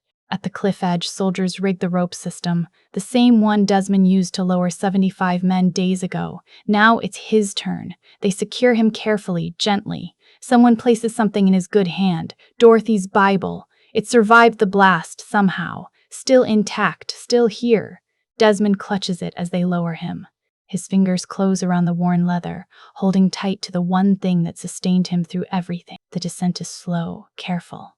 Men on the ropes treating him like fragile cargo, which he is. The world sways. "Sky! Cliff face! Sky again!" Desmond's consciousness flickers, threatens to go dark. He focuses on the Bible in his hand. Dorothy gave him this. He has to return it to her. Has to return himself to her. At the bottom, medics rush forward. Real medics, trained doctors, equipment and expertise Desmond doesn't have. They load him onto a stretcher, start running toward the field hospital. Behind them, above them, the battle for Hacksaw Ridge continues. But the outcome's no longer in doubt. The Americans are winning. The Japanese line is breaking. By nightfall, the ridge will be fully secured. The cost was high, hundreds dead, thousands wounded across multiple assaults. But strategic victory is theirs. Hacksaw Ridge, the key to Okinawa's defenses, has fallen. Desmond's contribution to that victory? 75 lives saved in one impossible night. Dozens more during the final assault. And in his final act, throwing himself on a grenade to save Captain Glover and 11 other soldiers. The field hospital receives him like royalty. Doctors descend immediately, assessing damage. The grenade shrapnel hit his left arm, ribs, and side. Multiple fractures. Significant blood loss. But he's alive. Somehow, impossibly, he's alive. Surgery takes hours. Removing shrapnel, repairing what can be repaired, stabilizing what can't. Desmond drifts in and out of consciousness, surfacing occasionally to hear medical terminology he doesn't understand, then sinking back into morphine dreams. Dorothy's there, in the dreams, smiling, waiting, whole and perfect and safe. He reaches for her, but she's always just beyond touch. Soon, he thinks. Soon I'll be home. Days pass. The war continues without him. Okinawa slowly falls to American forces, brutal, grinding combat that takes months. The Japanese fight for every yard, every building, every cave. But the outcome's inevitable now. Hacksaw Ridge was the turning point. Desmond recovers in a hospital ship, then stateside. His arms damaged, permanently limited mobility, constant pain. The shrapnel wounds will scar. But he's alive, and he's going home. News reaches him, he's being awarded the Medal of Honor. First conscientious objector in American history to receive it. The medal recognizes his actions on Hacksaw Ridge, both the 75 men saved and the grenade he covered. President Harry Truman will present it personally. White House ceremony. Full honors. But Desmond doesn't care about medals or ceremonies, he cares about getting back to Dorothy. The reunion happens at a Virginia train station. Dorothy's waiting when his train arrives, and when she sees him bandaged, thin, changed, but still her Desmond, she runs. They embrace carefully, mindful of his injuries, both crying, both laughing, both overwhelmed. "You came back," she whispers. "Told you I would." The war ends months later. Hiroshima, Nagasaki, surrender. Japan defeated. The Pacific Theater closes. Millions of soldiers return home, resuming interrupted lives. Desmond returns too. Not the same man who left. Nobody returns from war unchanged. He carries scars, nightmares, memories that wake him screaming. But he also carries something else, proof that conviction matters, that faith can survive hell, that you can serve without killing. The conscientious objector who became a hero, the unarmed medic who saved 75 lives, the man who threw himself on a grenade because protecting others mattered more than protecting himself. Desmond Doss, Medal of Honor recipient. Living testimony to courage defined not by what you're willing to destroy, but by what you're willing to sacrifice to save. The Medal of Honor ceremony happens at the White House on October 12, 1945.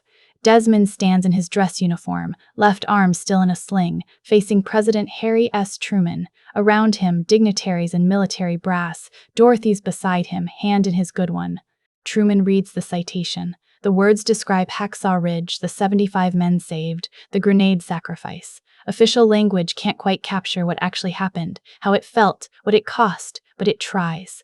When Truman drapes the medal around Desmond's neck, the room erupts in applause. Andrew Garfield plays this moment with quiet humility. Desmond's uncomfortable with the attention, embarrassed by the hero worship. He did what needed doing, nothing more, nothing less. The medal feels heavy, not from its physical weight, but from what it represents. All those other men who deserved recognition but didn't survive to receive it.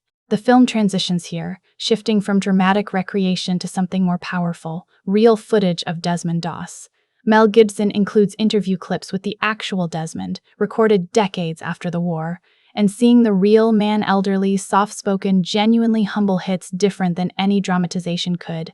This isn't Hollywood invention. This actually happened. That gentle grandfather on screen really did save 75 men on Hacksaw Ridge. Real Desmond talks about his faith with simple certainty. No preaching, no evangelizing.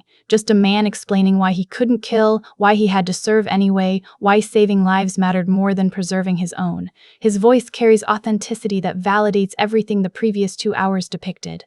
The film shows what happened after, Desmond and Dorothy's life together. They stayed married until her death in 1991. He struggled with his war injuries for decades. The arm never fully healed, hearing loss from the explosions, tuberculosis contracted during recovery. But he lived his faith daily, attended his Seventh-day Adventist church, remained the same humble man who climbed that ridge unarmed. He died in 2006, age 87, buried with full military honors. So what does Hacksaw Ridge actually mean? What's Mel Gibson trying to say with this brutal, beautiful, complicated film? On the surface, it's a war movie, and Gibson delivers on that front. The combat sequences are among the most visceral ever filmed. He doesn't sanitize warfare or make it palatable. Bodies explode, men burn. The violence is graphic, unflinching, almost overwhelming. Some viewers found it too much, too intense. But that intensity serves a purpose. Gibson's showing us what Desmond walked into, what he faced without a weapon, horror that his faith had to survive. If the battle scenes were toned down, Desmond's achievement would seem less miraculous. The contrast matters. Absolute violence versus absolute pacifism, colliding on one ridge in Okinawa. But deeper than the war movie framework, this is a film about conviction, about believing something so completely that you'll endure mockery, violence, isolation, and potential death rather than compromise. Desmond's faith isn't convenient. It costs him everything, his relationships, his safety, nearly his life. And he pays that cost willingly. There's something both inspiring and uncomfortable about that level of certainty. We live in an era of flexibility, of adapting beliefs to circumstances. Desmond represents the opposite, an absolute refusal to bend no matter the pressure. You can admire that without fully agreeing with it. You can recognize the courage required without sharing the specific faith that motivated it. The film also explores what heroism actually looks like. Our culture loves warrior heroes, fighters, soldiers, people who destroy the enemy. Desmond flips that script.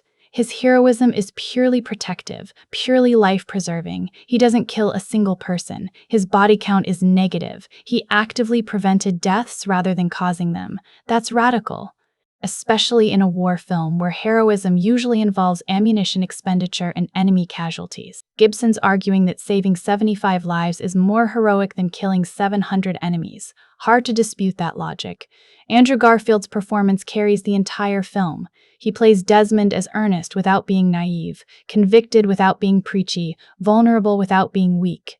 The physical transformation alone is impressive. Garfield got lean and wiry, looking like someone who survived on adrenaline and prayer.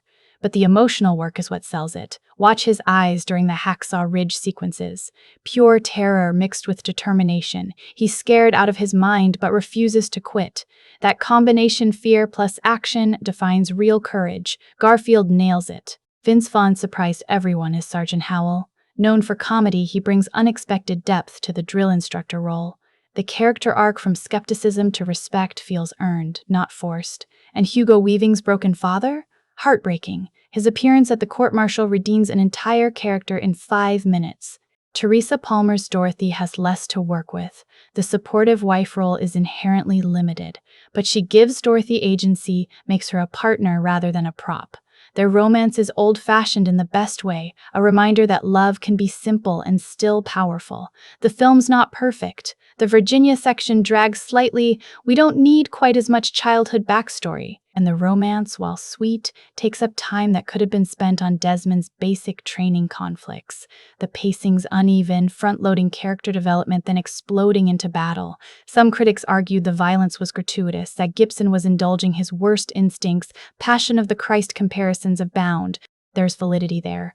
A few shots linger on gore longer than necessary. But overall, the violence serves the story. War is horrific, showing that horror honestly isn't gratuitous, it's truthful. The film's success, over 175 million worldwide, 6 Oscar nominations, validated Gibson's comeback after years of personal scandals.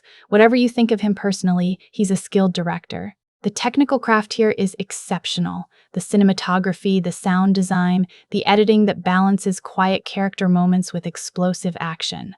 But more than technical achievement, Hacksaw Ridge resonates because it's fundamentally a hopeful film.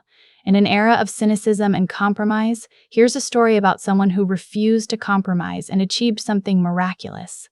Whether you're religious or not, that message connects. Desmond Doss proved that you can serve your country without violating your conscience, that courage doesn't require a weapon, that faith, real faith, can survive anything, even hell itself. His story challenges us. What do we believe strongly enough to endure for? What principles would we maintain under pressure? When everyone's telling us we're wrong, when the consequences are severe, would we stand firm? Most of us probably can't answer those questions honestly. We want to think we'd be like Desmond, but we're more like his basic training company, going along with the crowd, following orders, finding safety in conformity. That's human, that's normal, which makes Desmond's abnormality so compelling. The film ends with real Desmond saying something that sums up everything. I just wanted to keep my men safe. I was praying the whole time, Lord, please help me get one more. That prayer repeated 75 times on one impossible night is the heart of the story. One more life, always one more. Hacksaw Ridge is a film about faith, but you don't have to share Desmond's specific beliefs to appreciate his story. You just have to recognize courage when you see it. And what Desmond Doss did on that ridge, that was courage in its purest form. Flawed film? Slightly. Important film? Absolutely. The kind of true story that's so remarkable it barely needs Hollywood embellishment. Gibson mostly just documents what happened, and that's more than enough. If you haven't seen it, watch it. If you have, watch it again with someone who hasn't. Pay attention to Desmond's face during the night rescue sequence. Notice how the other soldiers' attitudes shift. Listen to the real Desmond's voice at the end, and realize that gentle man really lived through everything you just watched. It'll wreck you, but in the best possible way. If you enjoyed this deep dive into Hacksaw Ridge, hit that like button and subscribe for more movie breakdowns. Drop a comment telling me what you think about Desmond's story. Could you do what he did? Would your convictions survive that kind of pressure? I'm genuinely curious what you think. And hey, thank you for sticking with me through this entire journey. 24,000 words covering one incredible film and one even more incredible real-life hero. Whether you're here for the movie analysis or the true story behind it, I appreciate you spending this time with me. Until next time, take care of yourselves. And remember, sometimes the bravest thing you can do is refuse to fight. Peace.